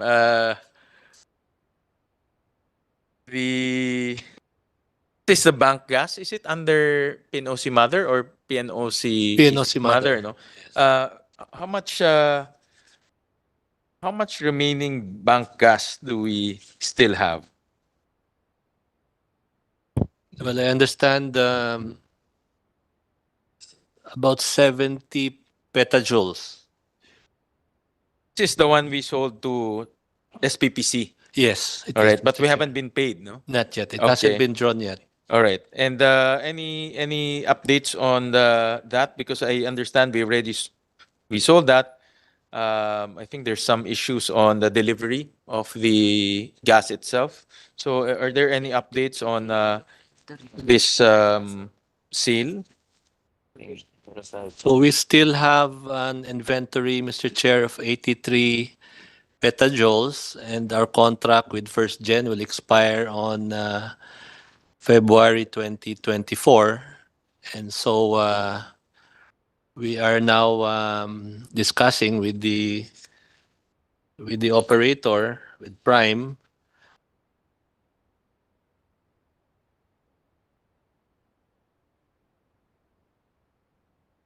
so we're drawing at a rate of 13 petajoules per year, Mr. Chair. And we haven't delivered yet to SPPC. Not yet, Mr. Chair. Okay. Any timetable on when we will deliver? What is Well, the we- constraint for not delivering? I think it's also because the operator, I think they're the ones that calibrate the output so as not to sort of damage the well. So we don't know when. Yeah, it's still not possible to draw from. Yeah. So the first gen pa lang yung sinusupply. Yes, sir. First gen pa lang. Yeah, we're just servicing the First Gen contract, Mr. Chair. So Hindi na kaya yung sa Sir, ito yung sa SPPC eh. Hindi, sir, kaya yung limit natin. So, ito yung sa SPPC. So, ito yung sa first gen. Contract natin sa first gen is 31. okay, so our total contract with First Gen, which this is the contract that will expire in February next year, was for 31 petajoules. And we delivered 11 as of December 2022, and an additional about 9 petajoules as of August this year. So we still have a remaining volume of 11 petajoules for First Gen. And then after we satisfy this, then perhaps the subsequent output from Malampaya, from Bank Gas, can now service the San Miguel contract. I'm just curious. So the delivery is in order of purchase. Yeah. So meaning we deliver first gen first, Mhm. and then after satisfying that, we deliver the SPPC Yes. portion. Yes. But I understand that the contract has been entered into in 2022. Is there a pre-agreed price, or how is the pricing happening? But After delivering first gen, I'm sure the prices are different. Probably the prices right now are higher. So Ito po yung pricing. how's the price? I'm just curious how the pricing works. SPPC. Yeah, so thank you. The pricing agreed in the SPPC contract is $16.90 per gigajoule. Gigajoule, right? Gigajoule. Gigajoule, inclusive of VAT. So that was the price entered, well, by my predecessor. How much is it right now, market? I'm not familiar. I just want to, this is out of curiosity. It's about between $9 to $10 today. Right now? Yeah. So, we're still ahead. Oh, yes, sir. We're still ahead. Yes. Tama? Yes. How much yung presyo ng first gen? I don't know if you can disclose. If you cannot disclose, okay lang yun. I don't know We if you're, cannot disclose. you're bound by some NDA, no? Because pricing yan eh. So, okay. But the good news is we're still ahead. The market right now is 9, tama ba? Between 9 to 10. 9 to 10. Okay. And then the pricing for SPPC 16. Yes, 6090 Okay, okay. gigajoule per gigajoule. Tama? So 9 to 10 gigajoule is the market and then the purchase price is 16. Tama? Yes, Are we? but we're not yet getting that, Mr. Chair. Oo nga, yeah. But that's we're comparing apples to apples, no? Okay, I just want to make sure the numbers are correct. All right. Sige. And then lastly,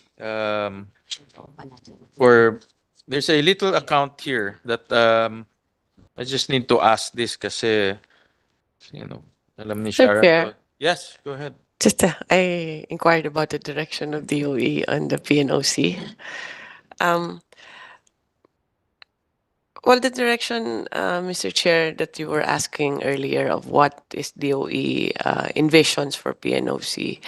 Kasi we do understand that it's oil and gas as the base, no? But since dumadami na rin yung technology, and we also have to adapt to the technologies that are there. Like, ang offshore wind, kasi wind is one of the more reliable. 60% yung yung solar kasi is about 16 to 20%. Wind, as per studies of the World Bank and also experience of the other countries, mga 60% yan. So it could be a reliable source also. So what DOE envisions for PNOC is to expand the technology, not abandon oil and gas, Mr. Chair. Pero marami kasing nade-develop din ngayon in hydrogen, and it's probably the only government GOCC that we have under DOE that might have the capability to develop those or the mandate to develop those. As to the solar, sir, it's more of, as mentioned by our president, sir, na it's more to ramp it up or to encourage it among the private and private companies. Pero yun yung na let's explore other avenues, other technologies, not just oil and gas, but of course not abandoning oil and gas kasi dyan din yung EC din. Then I suggest you should change the name to Philippine National Energy Company. If you want to do Mr. one Chair, of those things. There are many also. Oil is a We have, misnomer already. No? I actually Merong mentioned that. Philippine National Oil, tapos merong charging station. Diba? Yes. Parang... I mentioned that also to Secretary. It's also that many of the oil companies also didn't change their, like, I think, is it yung nag-LNG na ngayon or changing to renewable. I'm not sure if it's Shell or one of those big companies. They're also changing their direction and didn't change their names. Well, again, that's a corporate call. I'll leave that with you. I trust the board to do its job of due diligence and futures thinking and setting the direction. I have one question that is sticking out. This is there's a allocation for awards and prizes. It went up from 5 million to 100. 119 ba ito? 119 does. 119 million, about 2,000%. Awards, prices, and indemnities. This is to be paid to the PPP Center Okay. because they paid this amount to the company that did the study for Batman pipeline project. And so um, and so now we have to pay PPP Center for what they paid the consultancy company that did the Batman pipeline feasibility study. How much is that feasibility study? 100 million? 72, sir. 72. 72.3 million. 72.3 million? And when was that? And then the balance of 47.3 million are money claims by creditors against, PSTC. what's PSTC? Yung shipping transport company, sir. The Philippine, PSTC, one of our subsidiaries, a shipping company of PNOC before. So this was an amount that they were supposed to pay. The feasibility study was undertaken by PPP Center Center. on the Batman pipeline. Batman 1 pipeline project. Pipeline. Yes. And who is the end user of that feasibility study? PNOC? Well, that didn't push through. The PNOC. PNOC has contracted that feasibility study. Yes. Okay. And is that feasibility study going to be used? How come PNOC contracted PPP Center to do the? I would assume it's a PPP project. No, that's why it's a PPP Center. No. First of all, the amounts are so big. 70 million for a feasibility study. That's quite a huge amount. No, I hope it's feasible. 2014 study, sir, for the Batman. Foreign company. Yes, sir. Rebel Group, sir. So this was done in 2014 by a foreign company, the Rebel. Yeah, I know the Batman's been there for a long time. So you know. this is 2014 payables. But we haven't paid yet? No, not yet. 2014 to now, we haven't paid. How come? I'm just curious. Tagal na yan. Yung change of modality, sir, from PPP, kinonsider na ODA, yung official development. Akala ko awards, rewards, prizes, and indemnities. Kala ko mayroong papremyo or raffle or something or diba nasa ano eh. Ba't nyo lang binabayaran? Bakit ngayon lang? So, naniningil na si PPP. Kasi, So I don't know the real reason why it hasn't been paid this long, but But it's not going to go for a raffle draw or no. house and lot, ganyan, It will prices. go to another government agency. Okay. Just submit to us na lang a justification. Of course, of Akala ko course. nung una kasi Of sabi ko, course. akala ko may raffle eh. Or, I think laki, that is 119, from 5 million to 119. Yeah, that Diba? So that's a big jump, 2,000+%. yeah, no? awards, rewards, and indemnities. Correct. I guess that will form under what? Indemnities? Yes, and indemnities. Why is it indemnities kung utang yan? because sir, parang under arbitration yan eh. Yeah, it went through arbitration. Natalo, Ngayon in na other natalo. words. Oo. Pero patalo na. No, because you're already allocating money, di ba? Yeah. Oo. Oo. Alright. Parang final stages ng arbitration. Just submit to us some details lang. Medyo glaring yes. siya eh. Oh yes, Lang Mr. maano. Chairman. Yeah. All right. And then I have just one question to PNOC-EC. I heard earlier President Chicoy mentioned about the extension of the Malampaya. And PNOC-EC holds 10% no, of that consortium. So EC will put in money also on the drilling. Yes, Mr. Chair. Equivalent sa 10% also. How much is that going to cost? And just give us an idea on the activities that will be undertaken by the consortium. No? Of course, we're excited. I'm supportive of the extension. I know that I've talked to Shell before, and around that area, there's still a high possibility of discovering gas in particular. So I support that, but I just want to get an idea, no? When is it going to be explored? What amounts are we going to put in? Things like that. Just basic information. We expect production by 2020. Total magiging cost, Mr. Chair, would be around 690 million spread US dollars spread throughout until 2023 to 2026. And then for EC's participation, 10% of that, Mr. Chair. And we expect to production by 2020. 69, but $70 million. Yes, no? Mr. Chair. Okay. 70 million is how much? 3.5 billion? About 3.5 billion? Okay. And then I saw in your presentation earlier, the indicative budget is 11 billion and there's 6 billion on petroleum exploration. And there's 2 billion in Malampaya. Is that one and the same or is that the, Part na po, Mr. Chair. that's The 2 billion is part of the 6 billion. Break down lang po. okay. The 2 billion is part of the 6 billion? Dito sa ano? Yes, Let's for- show the slide. The indicative budget is 11 billion and then 6 billion for petroleum exploration, 2 billion for Malampaya, and then 3.1 billion for coal. Okay, flash lang. Comsec. So the Sorry, Mr. 60 Chair. The 2 billion is on top of the 6 billion. Okay. And then the 2 billion for Malampaya, that is our 10% portion in the exploration. Part, Mr. Tama. Chair. So in other words, next year meron ng activities. Yes. Is that Ongoing, Mr. Chair, ang preparations Okay. for drilling on 2025.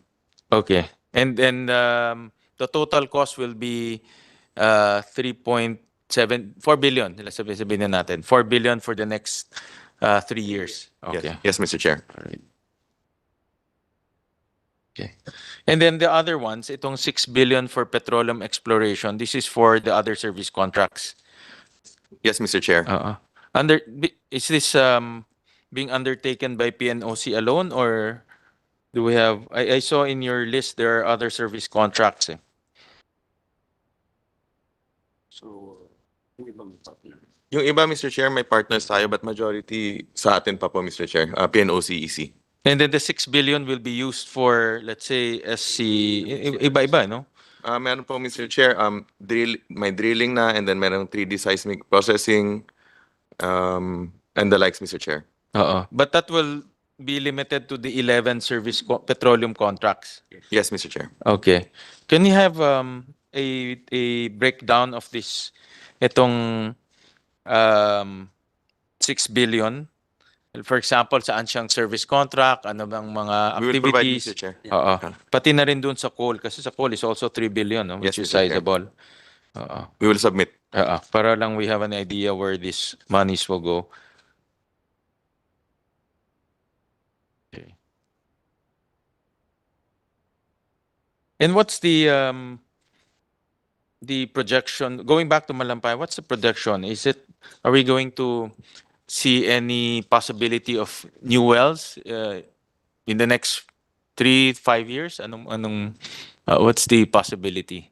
By 2025, Mr. Chair, we will drill 2 additional wells and hopefully Hopefully may successful production by 2026. and then if successful po siya, by 2026 may production na tayo. Additional.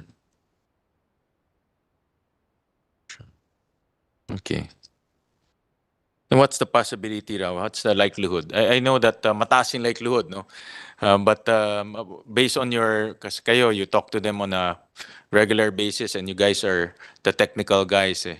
Is it a 90% likelihood or is it just to give us an idea lang that this 2 billion that we are plowing in will get us some form of return?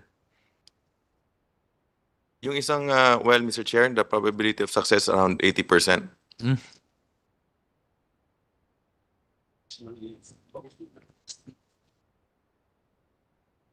All right.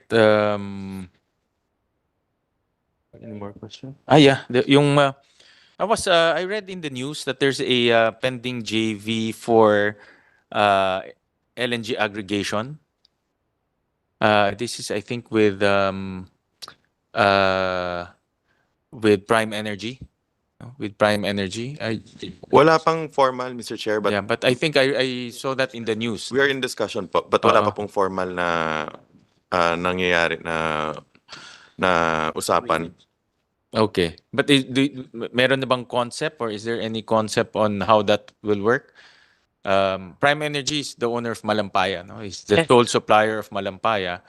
Of course, in the LNG bill that we wrote, aggregation is one possibility. But what's the concept of this PNOC-EC aggregation? Yeah. One of the main concerns is the depletion of the production of Malampaya. And it might come to a point also na hindi na siya enough to supply first gas. Because ang off-taker nun is first gas. It has Santa Rita, San Gabriel, and I think 3 plants. No? And they're also building 2 more. Now, if it won't be enough, then we need to import LNG. If it's just purely import, it's very expensive. So aggregation will really bring down the cost. I cannot tell you lang the exact cost, pero talagang bababa siya. It will be cheaper. So it makes sense for us to aggregate. The dangers on there are possibly like, anti-competitive behavior and all those. But one of the, I think we are still in talks, PNOC is still in talks, that we want to require that PNOC be part of that aggregation also, para meron tayong safeguards. Because eventually we have the government as a participant in the aggregation. This is still not set in stone, Mr. Chair, but I think the direction is there because the companies already announced it. But we think that aggregation, if you only aggregate LNG, that won't work because the prices will still be expensive. But it might work in a sense that the commercial terms might be better, longer and bigger order, no? Pero kung mag-mix ka sa Malampaya, then that will really work, and that will be to the advantage of the people talaga. Cheaper talaga yung fuel cost niya. So it's I think it's in that direction already. But although DOE per se is not really involved kasi this is a commercial transaction among whether it's First Gas or Prime and PNOC. That they have to negotiate on that. But our request is have PNOC-EC be a participant. There, in theory, is Malampaya gas is cheap, and you mix it with imported LNG, so that the overall price or the mixed price will be cheaper, no, or gitna or cheaper, no. So that's the concept. That's a concept, no. And eventually, the one of the directions of DOE also is to transition to cleaner energy, in which we have a moratorium of coal, which was issued way back pa. So without lifting the coal moratorium, we will have a gap then, Mr. Chair, and we need to address that. It's either what you have for base load, you can have diesel or LNG or gas. Hopefully, Malampaya discovers more. But in the event that it doesn't happen, then we need also to encourage kahit temporarily lang while Malampaya or all the other explorations for gas or indigenous fuel, habang hinihintay natin, we can encourage more plants to be built and also off-takers to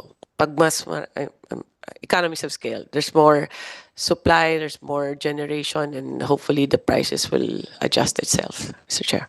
I guess again, from my point of view, and if Sharon mentioned it already, the things to just watch out for are the anti-competitive issues. No, I see the concept.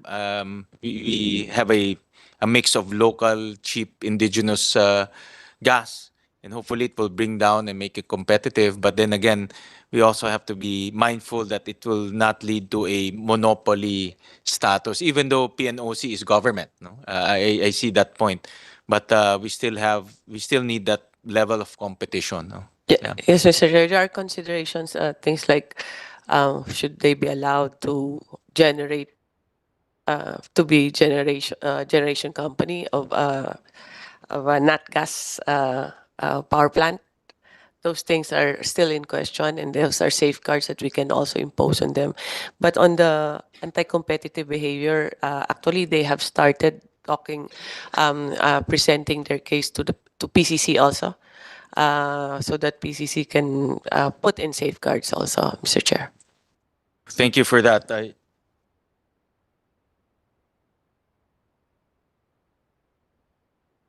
Mr. Chair, I just wanted to clarify that aggregation is not, it's just so happens it's a monopoly because there's only one today.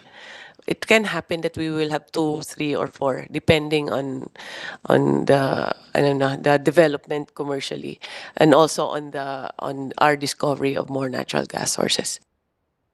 Yeah, definitely. Well, in the future, might be a scenario that you have multiple aggregators. Depending on pricing, everything will boil. It's a commodity, so everything will boil down to price. But I'm just I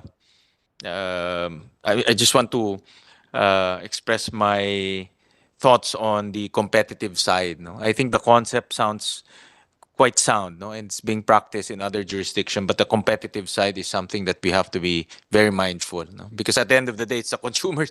Everything is passed on, eh. No, everything is passed on. So at the end of the day, it's the consumers that will foot the bill. No? Yep. Yeah. And it's also deregulated in that sense. No? DOE nor ERC has regulatory powers on the price. That's true. That's true. All right. I know that I understand it's still in a very preliminary stage. No. Yeah. Huh. Well, we'll have another hearing on the details of that, no, as we go along. And what? Lastly, I'll go to PNOCRC. And I saw in the presentation. Let me just get the presentation. The plans and programs of PNOCRC, but we've been talking about the financial here. The 2022 financial performance of PNOCRC. I think this is page 4. Page 4. And I think the issue with PNOCRC is also, and I've expressed this many times, so the financial situation. And during the opening, I made a statement prior to the discussion of the PNOC budget that one of my philosophies is if the private sector can do it, let them do it. No, I think the private sector can do it best. No, especially when it comes to commercial transactions. No, that's why if we can privatize government assets and allow them to make some reasonable profit, let them do it because they do it better. No, operationally, process-wise, management-wise, they do it better. That's why, with that guiding principle, I'll always, and I've mentioned this many times to Mr. John, that I always view that this business can be left alone better to the private sector. But having said that, I know that you have presented to us some form of roadmap, Yes, some Mr. Chair. form of a turnaround plan. Yes, Mr. And Chair. how is that going? Are we turning it around? Yes, Mr. Chair, as Mr. Corona will show you, Arnel. In this slide, page 4, again, no, unfortunately, PNOC lost money again to a tune of 15 million. No, so the last time we talked is you'll submit a turnaround plan and implement the turnaround plan. So how's 2023 looking? So far, sir, we currently yung the turnaround plans and programs that we submitted to you last year are in work in progress. We submitted in the submitted turnaround plans and programs, we presented three strategies. And do you want Mr. to discuss or just a summary? Sir? Discuss to us the best strategy to make money. Yes, sir. Mm. The best strategy now, sir, is our priority right now, which is not included in the turnaround plans and program, is the reorganization of PNOCRC. First, to address the continuing losses of PNOCRC and to improve the scorecard of PNOCRC and financial, learning growth, internal processes, and customer, and to stabilize and refocus on the business. As we received the direction of the DOE last February 2023, we will focus on intensification of solar rooftop program with government agencies.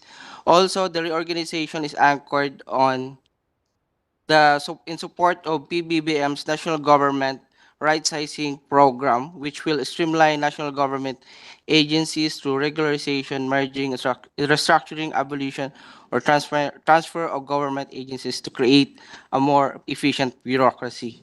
So, second, in the plans and programs of PNOCRC is to continue to operate and maintain its existing RE and energy efficiency projects. And also, the strategy is to sell or to dispose our interest in in a geothermal power plant in order for us to install more solar rooftop projects and government agencies. So, in installing that solar rooftop programs or solar rooftop projects with government agencies, we will be able to turn around the company. We are planning to install at least 17 megawatts of solar rooftop programs with government agencies, including the LGU, sir.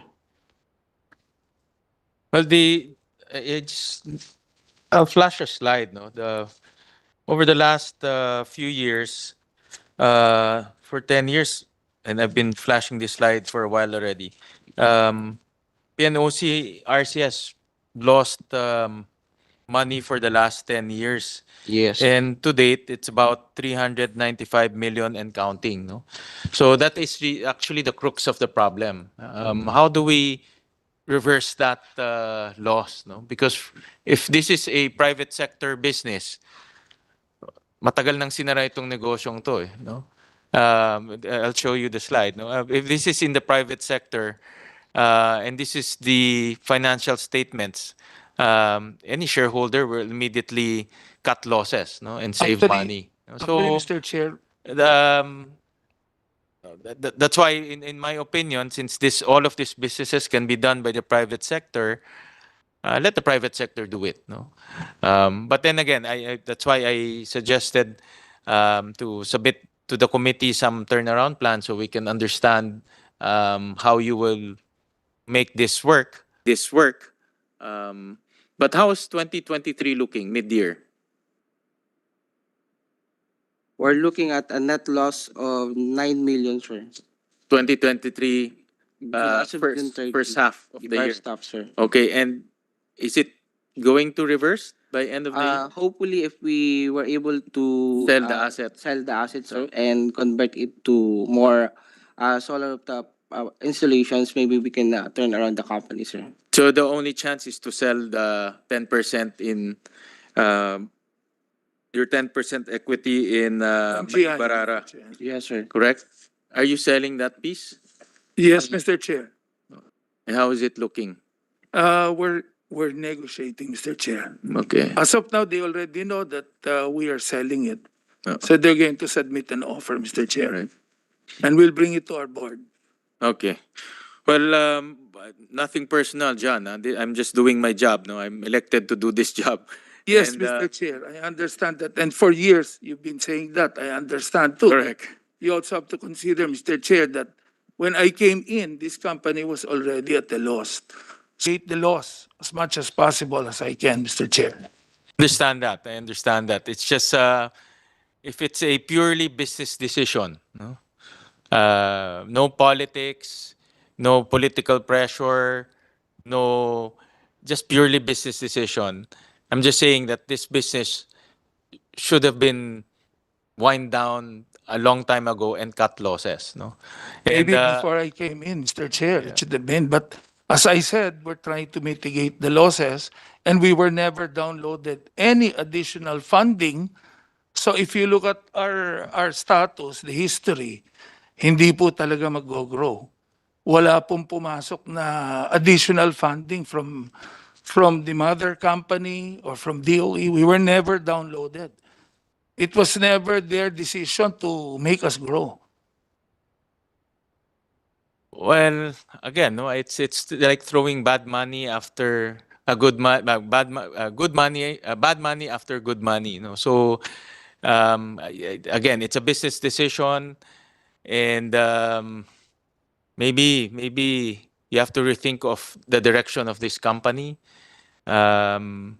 because it seems to me that it's going to be very difficult to turn it around. No?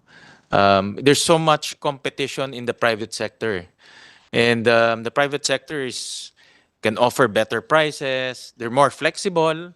They don't have a board to report to because they're private and they're nimble. So it's very hard to compete. No, on That's true, Mr. Chair, but as President Butalid said earlier, the private does not come in government. That's the problem. Wala pong gumagawa for LGUs and government agencies. They're scared na hindi ho sila mababayaran pag sila ang pumasok. That's why you have RC come. If the private doesn't come in, that's the only time that we come in. pero pag hindi kayo nabayaran, So far po, wala naman pong nangyaring gano'n. We've been paid religiously by government agencies and LGUs. no, my point there is there must be some reason bakit takot silang hindi mabayaran, 'di ba? 'Di ba? With the private sector, Mr. Chair. Yeah. for But them my to- point there is again, no, the whole business model of this of RC is being done by the private sector. No, that's my point. And to compete with them on this space is going to be very difficult. That's why it's very hard to gain ground. No? If the product is much better, novel, innovative, anyone will buy it. But obviously, it's not happening. No. But then again, let's. I read your turnaround. You submitted to us some documents, no, on the turnaround strategy. I read that, and let's see until end of the year whether that will work or not. No? I mean, the proof is in the pudding. No? At the end of the day, if it makes money, then then congratulations. If not, then we really need to rethink. I don't think if this is your own personal money, I'm just doing this. I'm doing the budget hearing as if this is my personal money. We understand you, Mr. Chair. So if this is my own personal money, I'll think differently, and I hope you guys should think that way also. No, because this is not our own personal money. This money is coming from our taxpayers. No,